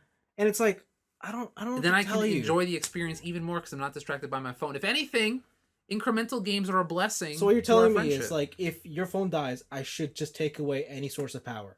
Maybe you might have to. Okay, I'm gonna hold you to that. Maybe I'm gonna hold you to that. I'm gonna take away your battery pack. I'm gonna hold you to that and see what happens. We'll see. Yeah, I don't know if the annoying. I don't know. I just don't think I have that hate in my heart like you do. You know, I just think I'm more of an accepting person overall. Oh my god! And I accept you for your flaws and all. Hold on. You can't say this after we had the built a bitch conversation the other week. We talking about? We can't say that. Talking where you aired out all your restrictions and your likes and dislikes. Listen, okay, that's you. You guys phrase that question as like if you could build the perfect. Who phrase? What do you mean, you guys? You guys. What do you mean, guys? you The guys? listeners and you. Right. I merely read. But you put your own little judgment on there. What are you talking about? Right. I read the questions as they are written. You told me if you could build your perfect female specimen. And that's what it was. I'm not. That's different from what do I go for? What do I look for? Wait, it didn't say build. It's like, what is your ideal? Yeah, and you turned it into build. Yeah, that's what I took that as. That's on you. No, I'm killing the messenger. This is what it's on. I'm killing the messenger here. Okay. Actually, one of the ones that did Yes. annoy me, but you've changed it recently, Yeah, is you didn't use the Google Drive the one for that the I made. podcast. Yeah, The you one- you didn't use it for years, Yeah. And- Well, hold on. and now you've been using it. I started it, You did. and then no one used it. I use it all the time. No. And the first, no. Because I remember I'd have to message you guys, you and Blake, and be like, update your shit. Nah. And then you guys stopped. That's and I was fake like, news. whatever, I'll That's stop fake using news. it. That's fake news. And then for some reason, you kept using it For like after. the past 4 years, I've I been using know, this thing. I know. For the past, like, for some reason, like, you started using it. I'm like, why? We all gave up on this. I thought this idea was dead. And then you didn't use it. The only reason I started using it is because I started to forget about my week. Fucking senile. No, because I'm too busy. Exactly. All right. Juggling all those ladies. Wait, you're annoyed that I don't use the Google Drive I was for kinda- I this was- podcast? Yeah, I was kind of annoyed. I was kind of like, Wow. yeah. Damn. But I think that was more when like I still thought we could have like taken like if we took a more professional arc with this thing, Okay. and then I was like, we could have been some assholes on the internet thinking we're important, Uh-huh. but now we're just some assholes on the internet. Thinking we're important. That's it. Just cold stop.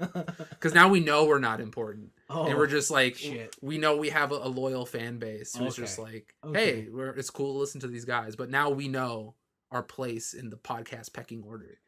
You make it sound so wonderful. we are single digit YouTube view. Yeah, for sure. For sure.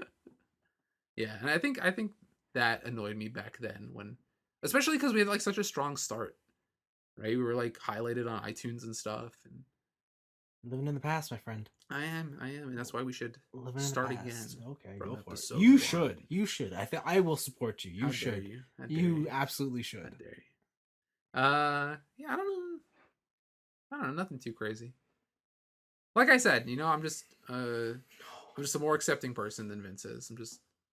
I don't have that hate. I don't have that hate brewing. Wow. All right. I guess I'm the hateful one. I should just stab your next gotcha game then. Like, I mean, it's out there. I have a couple knives. Let's just You cut need 'em a new up. phone anyways. Yeah. I mean, you keep talking about this essential phone. Ain't been essential for 4 years, so let's go. Has it been 4 years since that phone been released? I want to say 4. Is this the same amount of time I've owned this? Remember when I had the S4? Yeah, the Samsung? Is this the same amount of time I've I owned that think phone? so, because they're on the S13. Yeah, now. Because you replaced the S4 after 4. Yeah, it must be Yeah. 4 years. Yeah. Damn. Yeah. Man, I buy good phones. They last a long time. Dude, you bought this phone twice. You can't say that. Yeah, true. But that was for my own negligence. That's not the phone's fault. That's my fault. Anything will last forever if you don't touch it. What are you talking about? I touch this phone every day. Caress it. No, that's what I'm saying. Like, but if you never touched it, you could say anything could last forever. You used it and it broke in 2 years. That's what I'm saying. No. I broke it because I dropped it from like higher than my height onto the floor. And that's the problem with the drop test. I think any phone would break at that point. Well, you decided to raw dog it without a case. True, I did. That's on me. See, Yeah. that's on me. It's not the phone's fault. I forgive you, phone. Okay. Whatever. It's not your fault, Essential. It's mine. Oh God. Okay. Cool.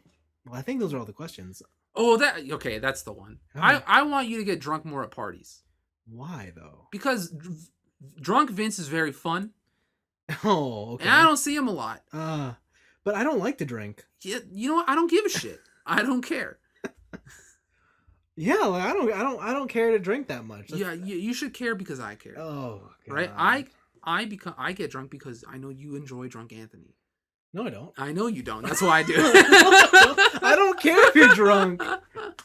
You or Blade when you guys are drunk. I'm like, I don't care. You guys do whatever the fuck you want. It's fun. I need drunk. You let it loose, you know? Why? It's a side of you that you don't normally see. You're so reserved. I think. You're such an accountant. I think. But then when you drink, Now what? I'm a super accountant. you're a unbridled accountant. Oh, but You then, got opinions when you're drunk. Oh, do I now? What kind of opinions Oh, do I have? That's Patreon content. Oh, is it? Yeah, that's premium. Okay. Yeah, I can't even remember the last. When was the last time I was drunk? The last time I remember you drunk was at probably one of your ex's parties. Nah. Mikey's Bachelor. Mikey's Bachelor. You true? See, and that was fun times. Was it? I don't remember a lot of it because I was so fucking hammered, but I remember. I think we were. I think it was more than drunk. Right? You were gone. You drank a lot. Probably. Wicked. Well, there you go. Find another bachelor party. Maybe I'll get drunk. All right, Vin or TJ, time to get married. Anthony, you get married. No, TJ, time to get married. Hurry up. Nah, It's what's that arranged marriage? I'll hook you up. I know some people who need visas. I heard people need out of Afghan. Oh, come on! Oh, too soon? Ooh, yeah, take the heat off me for last week. That's a bad joke. It's funny. Okay, cool. Let's go into our weeks. Oh yeah, and then Brian said that he's perfectly fine with us eating as Oh, long yes, as you're yes, yes. not up to the mic. Which is exactly what happens when we call it out on the show. True. So, there we go. Wow. So I was just about to ask you what you're doing this week. Yeah. Because I was expecting you to talk about a lot of stuff. Yeah. And I only see one thing here. Oh, there's two things. No, there's only one thing. Oh, here. did you delete it? There's only No, one. there's two things. There's only one. There's thing. definitely two. There's things here. only one thing. So, here. Cookie Clicker. Oh my god. The Why? the game that Vince has must hate in his heart for. you torture me with this shit? So I've gotten into the new mechanics of What Cookie Clicker. mechanics? How can a game have mechanics if you're not playing it? So they added some mechanics to where you can kind of play it. But the game, there's only one mechanic. It's called clicking. Yeah, but listen, I'm at a point now where I don't even click. So is it even a mechanic then? So let me tell you. So they added, since the last time I played it, I think I played this game when it originally came out. Okay. Since the last time I played, they have added so much shit. And one of them is, you remember Call of Duty? Remember when you get to like max level in Call of Duty, you get prestige? Yeah. You can prestige in this game. You start at 1? You can get ascension levels. Okay. And those ascension levels come every couple like quintillion cookies. And then you can bank them and then Okay. ascend, which restarts you, but then you can use your ascension points to buy passive upgrades. Okay. And from there, they have like offline cookie production. So when you're not playing the game, it still makes you cookies Okay. at a reduced rate. I unlocked a cookie dragon, which is pretty fucking sick. And I had to hatch a dragon egg, and then he gives me like dragon auras for my cookies, but he's a cookie dragon. What? And that's pretty cool. And then the other one is that certain factories or buildings that you build to passively generate you cookies now have mini games attached to them. So for the farm, you have like a little farming mini game where you can cultivate seeds, and if you mix different seeds together in plots beside each other, they can mutate into new seeds and then get you more cookies per second and stuff like that. There's literally a stock market game where you can buy ingredients of cookies as stocks, and you can buy low, sell high to get more cookies. There's a spell casting mini game with wizards and magic in your wizard towers. And it's cool. They added a lot of depth to the cookie game. And I recently did a run. It took me, I think, 11 days. I got 400 of those ascension points. And now I restarted with all these upgrades. I'm running at like 500+% cookies per second. My CPS, sorry, for the people in the know. Gotta get the CPS in there. And now I'm building towards a golden cookie strategy where most of my cookies are going to be gained off of random buffs I get when I click golden cookies. I'm literally dying on the table. Like, I just don't even care. But yeah, like, it's pretty sick. Like, look, I got like, Why are you showing me? there's like a stock market graph and stuff. I can, 0 F's given. it's pretty good. It's pretty good. Highly recommend it. No. It's like $5 Oh on my Steam. god. Get it. That's way more than it should be. Get it. But the main thing I played a ton of games last week, and I decided to stick with one of them, and that one was Fallout 4. Good for you. So Fallout 4, before I even get to the game, I had so many fucking issues getting this game to Like run running? on PC. Why? So first off, the game is 90 gigs. Really? It's large. Well, because I have all the DLC as well. Oh, okay. Well, still 90 gigs. 90 gigs. The game is large. Did they give you like up-res textures or something? Like, No, it's okay. just big. Wow. And so originally I had installed this game on my HDD because I had the most space. That's a mistake. The loading times that I got on the HDD, Yeah. I can only were imagine. stupid. Yeah. And by stupid, I mean indefinite. There were certain cases where I would go from a building back out into the outlands or whatever the fuck, the wastes, and it would try and load that map, and it would load, no joke, 30 minutes and still not load. And I had to do so many different little, Wow. yeah, and I had to do so many different little things. And I have a pretty decent PC. Like I have a pretty good i7. Yeah. I got a 1080 graphics card. I got 16 gigs of RAM. Yeah. Like I'm not, it's not a chump computer. Yeah. And I don't know what was happening. And so I did a bunch of like reg edit shit to like, so you know VSync? Yeah. That's not an option in the game. You have to like go into a registry and like change a value to turn VSync on? VSync off. Oh, off. Because for some reason VSync being on makes the loading times faster for some reason. So I turned that on. Yeah, and it was still like there were occasional times where I would be in one of the smaller buildings for too long and then go back out into the waste and it'd be like a 15-minute load time. I'm like, what the fuck is happening? So I uninstalled it and then reinstalled my SSD. It is significantly better, but now I come into a different problem where sometimes, and actually it's more often than not, what happens is I'll get to a loading screen, Yeah. it'll load, and it'll stay on the loading screen Okay. until I take focus off that window and then put it back. And it hops And in. then it hops back in. And I don't know what the fuck is happening.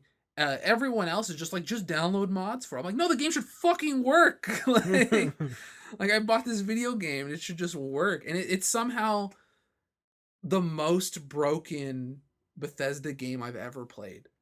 And it like that's more than the PS3 version of Fallout 3 when it used to just freeze when a message came up. Like it's I don't know how people stand this. Sounds like a fun time. It's terrible. But on my SSD it's much faster. There are occasional hiccups, but if I do what I've done now is I just listen for the sound. And if the sound shuts off, even when I'm outside of the window, that means the game's finished loading. So I go back in and then it loads the area and I do whatever. What the? It's really fucking weird. It's like the most Windows 98 workaround PC bullshit, early PC gaming. Okay. Garbage. So now that like we've come across this, what are you using your actual hard drives for? Like the physical write to disk ones? So I have, what you mean? Oh, to HDD? Yeah, like what Just you mass storage. Just like music, okay, pictures, okay. movies. Because I was gonna say, yeah, like with games now, like I just can't imagine why you would be installing them to those anymore. I have certain games that are like smaller and like don't really need that many resources on there. So like who cares? But it's just because that's a 2 terabyte drive and my SSD that stores everything is only, I think it's like 250 or 500 gigs or whatever. Is that your only SSD? I have my other SSD which is even smaller, but that's just for my OS. Whoa. So I have a SSD strictly for my OS, and then I have an SSD for stuff that needs they're like resources. SSD like 2.5-inch Yeah, drives. yeah. They're not the They're not M.2s? Yeah, NVMe or M.2s. They're not M.2s. Oh. Can your board support M.2? Yeah, it can. I just haven't bought one. Bruh. What are you doing? I could. But I just haven't. So I've been doing that, and that's been really fucking annoying. But Fallout 4, when I actually play it, has been very fucking fun. It's a good game. Yeah, I remember this game coming out and then everyone shitting on it for some Really? reason. I just remember it like people saying it's not Fallout 3. They made it easier. Oh yeah, it is easier. Yeah, because like you can just play that game as Call of Duty if you want to. Yeah. Like, you do not have to use VATS at all. It's way more, I wouldn't say easier, it's just more accessible. Yeah. And I can see where those complaints come from. And in certain cases, I'm like, nah, you're wrong. But in other cases, I'm like, nah, you're right. Okay. Especially when it comes to combat. Like just not having to rely on VATS 100% Yeah. is pretty nice. I still use it most of the time. Yeah. But if my AP meter is low and I can't use VATS in that situation, it's nice to just be able to actually shoot somebody. Yes. Right? So I don't die. But where I think the old Fallout, at least to me, is a lot better is when it comes to interacting with the world in terms of like dialogue choices and stuff. Where in the other game, there's a lot more quirkiness to stats like luck. Or if you go to like 1 intelligence and 10 strength or whatever, right? And you're just this dumb guy who can't talk and stuff like that. There's a lot more freedom, especially in lockpicking and those mini games too, where it's like, oh, it's an advanced lockpick. It's gonna be so fucking hard if you don't have the advanced lockpick skill, but you could still do it. You could still try it if you want to, right? And in this one, there's a lot of stuff that's just locked. Like if you there's an advanced lock, you just can't do it unless you have that skill. And your perks are so rigid that it on its face it feels like it's less dynamic. Hmm. Where you can fully see the tree, you can just spec out your guy from the get-go. Yeah. And where in the older Fallouts it's more experimentation, where as you play, you get different stuff and you get different perks and whatever. But there are other gameplay aspects that I do like. Once you have a companion, that companion in the game is marked as essential, so they can't die.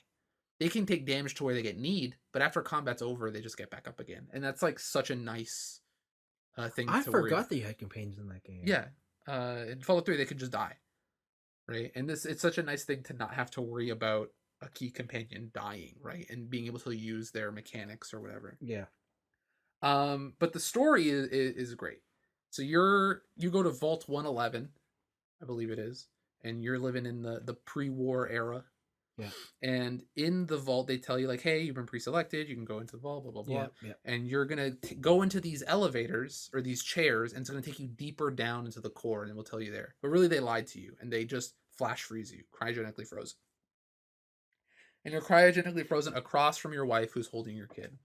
And at some point, you get unthawed, and you see raider or bandits taking your child from your wife, and they shoot your wife in the face. And then you get refrozen for some unknown amount of time, and then you get unfrozen due to system malfunction. Yeah. And then you wake up, you're 200 years into the future, past the drop of the bombs, and your goal is to find your kid. Yeah. And that story takes you places where you choose to go, just like a Fallout game would. Yep. But even though last week I said like the voice acting was kind of weak, I think it's okay. There's definitely characters that are stronger than others. Like there are certain key characters where I'm like, I believe you exist in this world, and there are other key characters where I'm like, you're a character in this video game. But the writing and all these side quests and stuff, the dialogue options are really nice now too. It's very simply laid out, and it's not very your speech options now are they have difficulty to them. So it's not like What do you you mean? need speech 65, right? Okay. It's more like how high is your charisma, and then the speech will be like yellowish green, meaning there's a little bit of a chance to fail, but you'll most likely pass, or it'll be just red, and it'll be like you're not gonna do it. Like you're gonna have luck, and stuff like that. And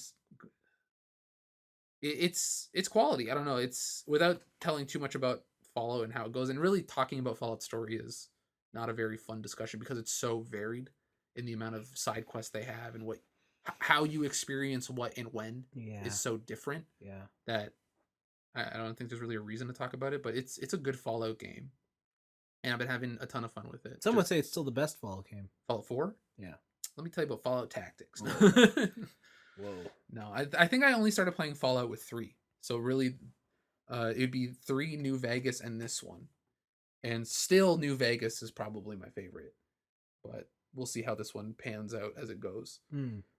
But the customization stuff is actually a lot less daunting than I thought it would be. So you get the one big thing in this game is that you get settlements. Yeah. And in those settlements, you can play Minecraft basically. Yep. You can build walls. You can build stores. You can have supply lines between different outposts that you own and stuff like that.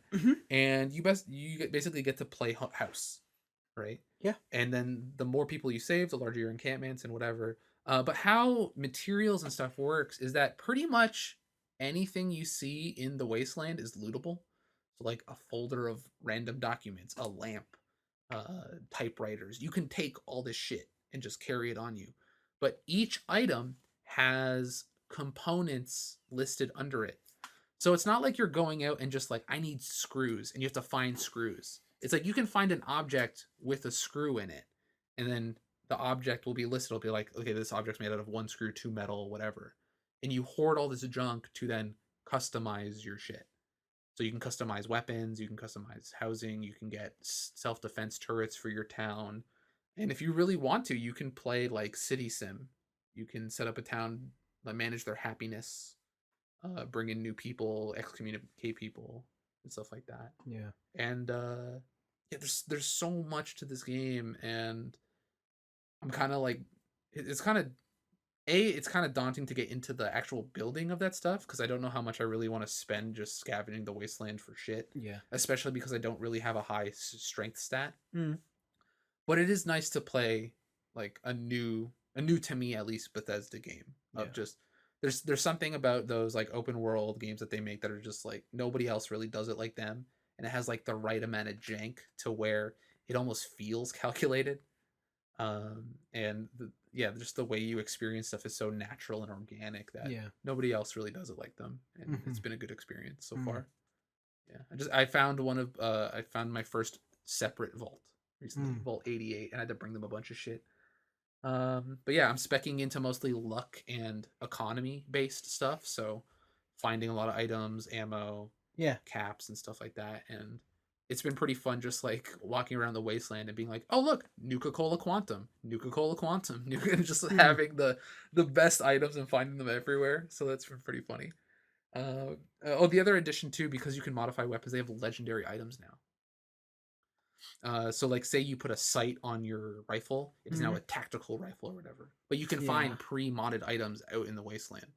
So there Oh. are certain enemies that are like legendary enemies, Yes. and when you kill them, they'll drop a drop. legendary item.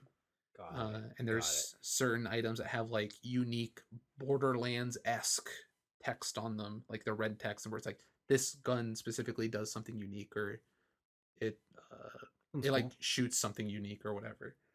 And there's yeah, it's it sounds reductive to say it's more Fallout, but I mean that in the best way possible. Like it's Fallout but more of it. Hmm. And that's not a bad thing. Fallout. Yeah, it's Fallout. I like it. Fallout. It's good. I just wish it ran better. I just wish I didn't have to keep. You know what? And that's why I play Cookie Clicker, because I tab out to Cookie Clicker, buy some buildings, and then tab back into Fallout. No. And there you go. No. Don't do it. No. So yeah, I had one funny experience where I was walking around a city, and I kept hearing a beep. It's like, what the fuck is this beep coming from? And it kept getting closer and closer. I'm like, oh, this isn't good. And it was a super mutant holding, you know the gun, the Fat Man, where it holds the mini nukes. No. Oh, I think so. It's been so long. He was running at me holding a mini nuke, Oh. and he just blew up a mini atomic bomb in my face, and I instantly died. Of course he did. I was like, all right, cool. Well, I hope you saved. Sick. All right. nice. I think this week I kind of want to check out the power armor system more, because there's like basically customize your own power I was gonna suit. say, have you been ignoring that? 100%. Oh my. 100% I've been ignoring it, because you need these items called power cells. Yeah, just go hunt them. And they're fucking expensive. You go hunt And they're them. hard to find. And I just had to give 3 to the vault. Then you steal them back. I steal them back. My thieving skill is trash. Oh, okay. But yeah. So yeah, I don't know.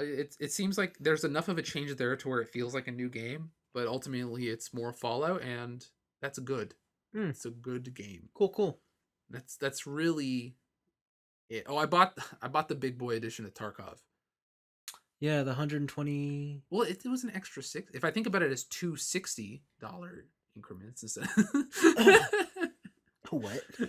Yeah, I didn't really spend 120. I just spent 60 twice. Oh. You should get into sales. So yeah, I bought the big boy version of Tarkov. Oh gosh. Okay. That game was worth it.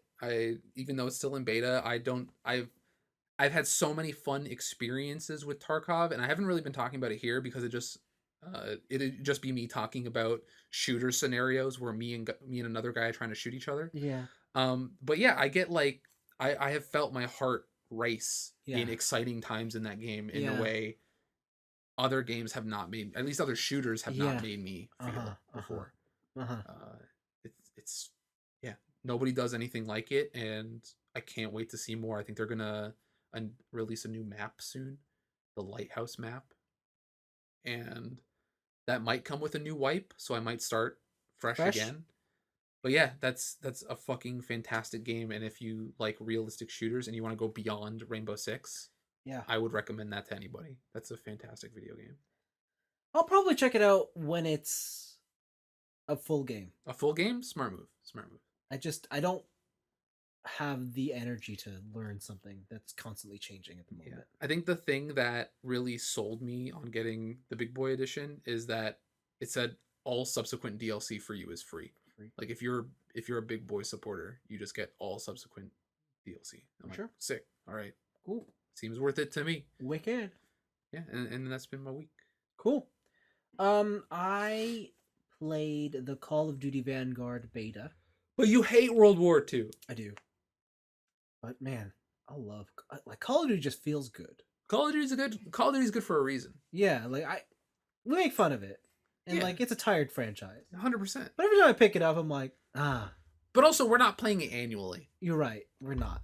And I still don't know if this is the year that I jump in to get one again. I tried to get into Warzone, man, and I couldn't do it. I don't know So why. I put it on my PlayStation Yeah. and I'm having so much more fun. Instead of mouse and keyboard. Yeah, Okay. like I'm just having way more fun. But Warzone looks like ass. Well, yeah, you have like the latest rig, so Yeah, but like, because I'm playing the beta on PS5, right, for Vanguard. Yeah. And I'm playing them back to back, Warzone and Vanguard. But Warzone is 100%. This is a PS4 game, Mhm. and Vanguard is we are a PS5 game, okay. right? Like it looks better. It runs at 120 frames per second Nice. at 4K. So like it's wild, and it is 100% arena shooter, but you have destructible environments. On the PS5, it uses the DualSense haptic trigger, so every gun feels different, which is just super cool. Mhm. They brought in the mounting from Warzone, so you can mount walls, which no one uses. Yeah, but you should, because it's good. I know it's awesome. So like, if you want to be an asshole and just like take cheap Hell hot yeah, shots, pick a corner. yeah, you can pick whatever gun you want. Like it just locks you. Yeah, it's so awesome. I don't know why people don't use it.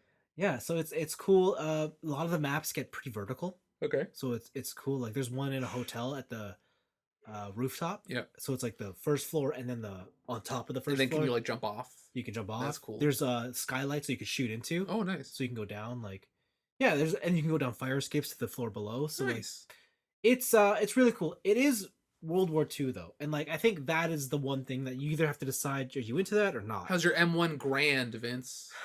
God, I hate it. I hate how everything's fucking bolt action and like your You don't hearing the cling? your machine gun is the cartridge on your machine gun is a circle like Yeah, a drum. yeah, like yeah, oh yeah. god, it's so old. Tommy gun. It's so old but there is just something about Call of Duty and like the way it communicates the feedback of shooting someone and then Yeah. confirming that kill. Like it just feels right. Didn't you say in this game it has like every gun is unique haptic feedback on the Yeah, PlayStation? Yeah. And like it's good. I have been out of Call of Duty so long though that I forgot that the game's gun mechanics like slowly evolve year on year. Yeah. Because in my mind, it is still like point, squeeze, shoot. You're gonna hit. Yeah. Hit scan. Yeah, but now it's like that, but there's far more deviation in your guns, Interesting. right? And it is definitely like, are you running and shooting? Like it's not like to the levels of like Rainbow Six, which is very hard to like shoot someone during movement, Mhm. but it's definitely not M16 Red Dot. Stopping power. Yeah, M16 like Red Dot, it's that's the one. definitely not that, Yeah. and that's what makes it, I guess, more interesting to go back to. So what you're saying is we boot up Modern Warfare and then Well, look, that's the other thing. I forgot I had the remastered version of Modern Warfare 4 Yeah. or Call of Duty 4. I'm like, maybe I should just play this again. Yeah. So I might install that because see. I have to delete the beta now that it's over. No, true. And then the next beta I'm gonna do, hopefully it's this weekend, is the Halo Infinite one. So Oh yeah, I signed up for that. Hopefully I get into that. yeah, I think I got mine. Said I'm in, but they said wait for further instructions on No, I'm not in then. downloads.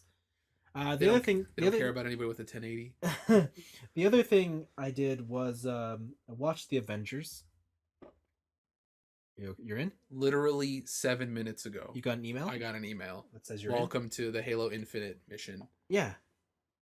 So like Hell yeah. So there you go. So you're in. Playing Halo Boys. yeah. The yeah, so I watched the Avengers with my girlfriend, and she's never seen it, and she fucking loved it. Okay. And I was like, man, this movie's awesome, but it is so small scale.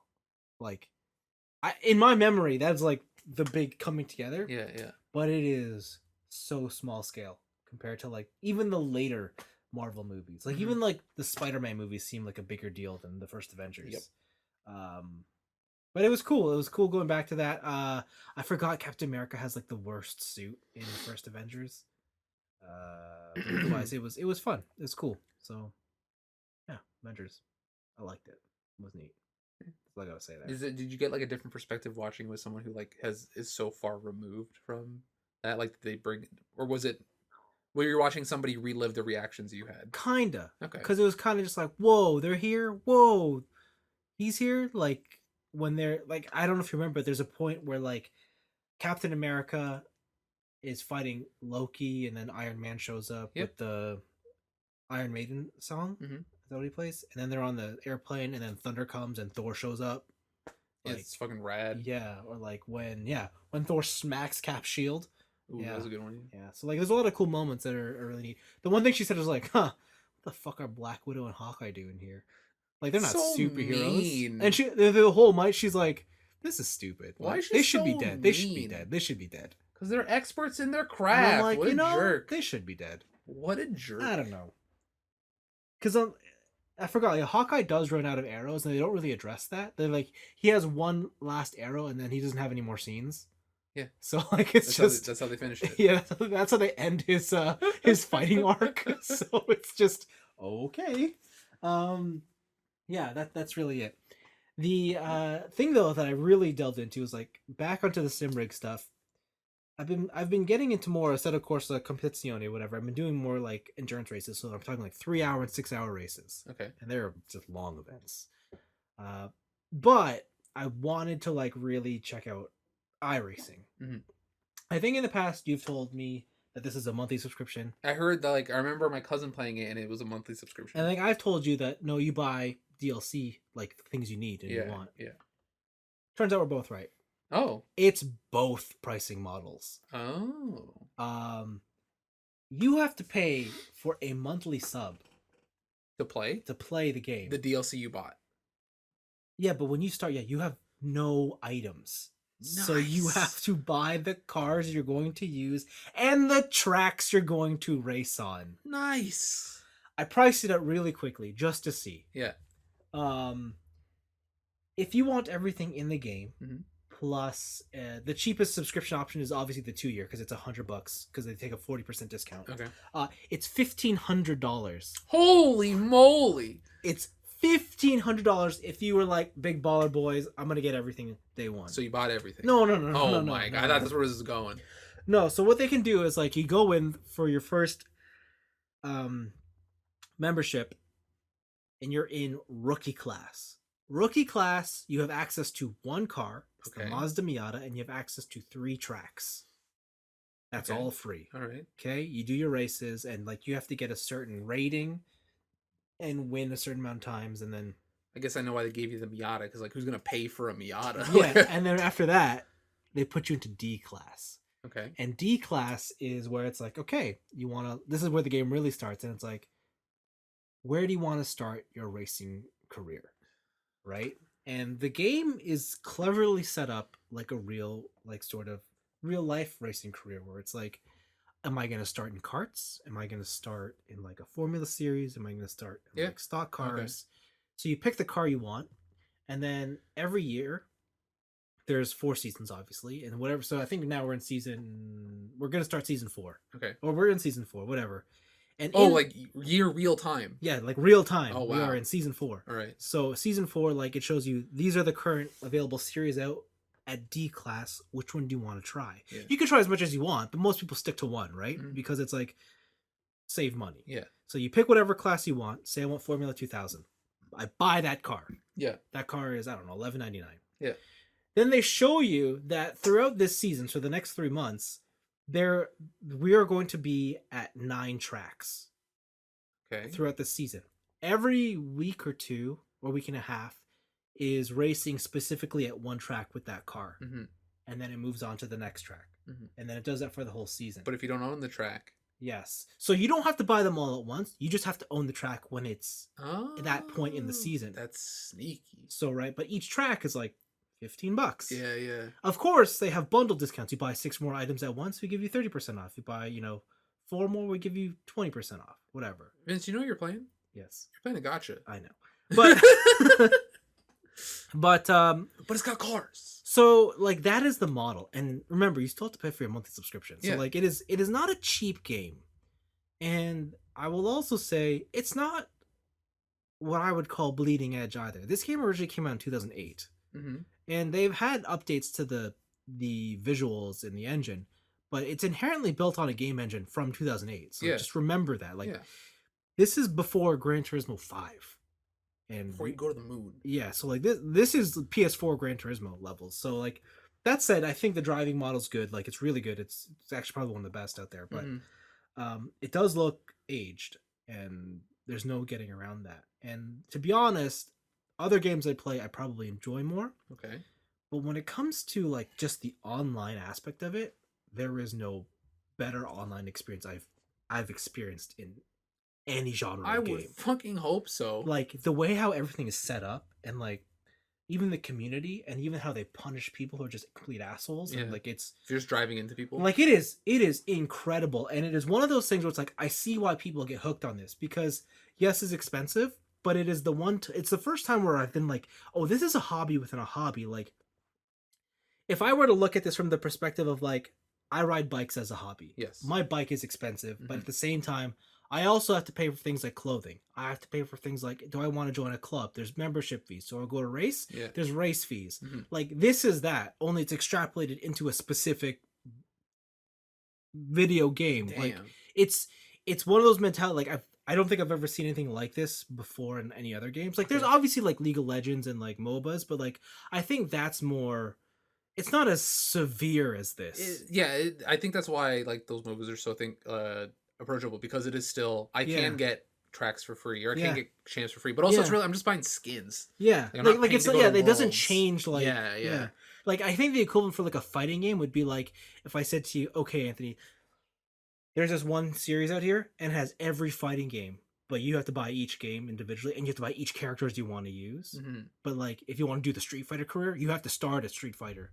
And you have to win one of those championships before you move to Street Fighter 2. That's right, and up the ladder. And then as you go up the ladder, you have to buy the cars you want. That's wild. Right? So like it's one of those scenarios, and it's like I understand when people say like, "Oh, I play iRacing." It's like, "Oh no, you live iRacing." No, yeah, like, you don't play iRacing. Yeah, like, okay. Like this is your hobby. I get it. Like it's like if I were, I guess it really is like the cheapest way to get into motorsport without buying a real car. Okay. So it's such a cool model.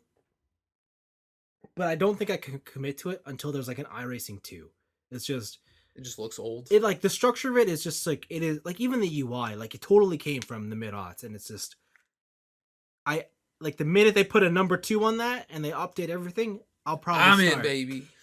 But like there has been no better place that like I've like just racing, even those stupid Miatas, like it was so fun. Like and just like knowing that everyone knows what to do. Like, and you race with like-minded people, and it's one of those times where it's like you feel like you're in an anime where it's like, fuck, we all got mind games going on, right? I'm sure it's the same thing with fighting games, right? Where it's like, I'm gonna go left, I'm gonna go right. Yeah, and then like I think too, like like my favorite thing about fighting games is like when you play someone it's never about skill at that point. It's always about like, what do you expect me to do? Yeah, like at this point, it's like you're right, because like at that point, like we all can do the same thing. It's just like, how are you going to react to like the off measure shit now? And it's like, and I got a taste, and it's like I really want to be part of this kind of community, but at the same time, it's just too expensive. Like it's too expensive, and I don't think that the game inherently is built in a way that I would get the maximum value. Well, Vince, I'm looking at probably a decent amount of iRacing cars right here, right across from us. No. Absolutely not. No, right now I'm sticking to Assetto Corsa. I think I still love that the best because I just love the way the cars drive in that game. But that is it for me this week, and I think that's it for us. That's it for the show. Yeah, definitely a long one, 2 hours. Joy. Yeah, if you have any cookie clicker questions, please No. write them in. Please, no more cookie clickers. I'll teach you how to optimize your CPS. You know what? If you want to learn about cookie clicker, Anthony does have a personal Twitter account. I don't. You know, it links directly to the TNIAB one now. If you want to find it, you can just find it at Kilroy Can't Kill. That's not at TNIAB. We'll bring it on the But show. if you really want his attention, like he is on Instagram. His phone too. number is. If you want, I can link you right to his Discord, like, and you can watch it. He could stream the game for you and give This you is live his tips. address. And send him a mail. Send him a snail mail. Yeah, thanks for listening. Well, hopefully we'll have thoughts on the Halo beta next week. Yeah. And I'm gonna tell you all about that card game. I can't wait to install the Halo beta on my HDD Oh man, because I don't have enough room on my SDD. Yo, Black Friday's coming up. Get it yourself a new disc. Probably should Unlock your disc. I did just buy more memory for my 3DS, so maybe I should buy more memory. That's what for you my spend computer. money on? I The spent 3DS? $20. I got a 64 gig card, and I got 64 gigs in my fucking 3DS now. Hell yeah! I'm gonna come back next week with some 3DS games. That's what I'm gonna come back with. Oh man, no, no, Hell yeah! no. Bye. Bye.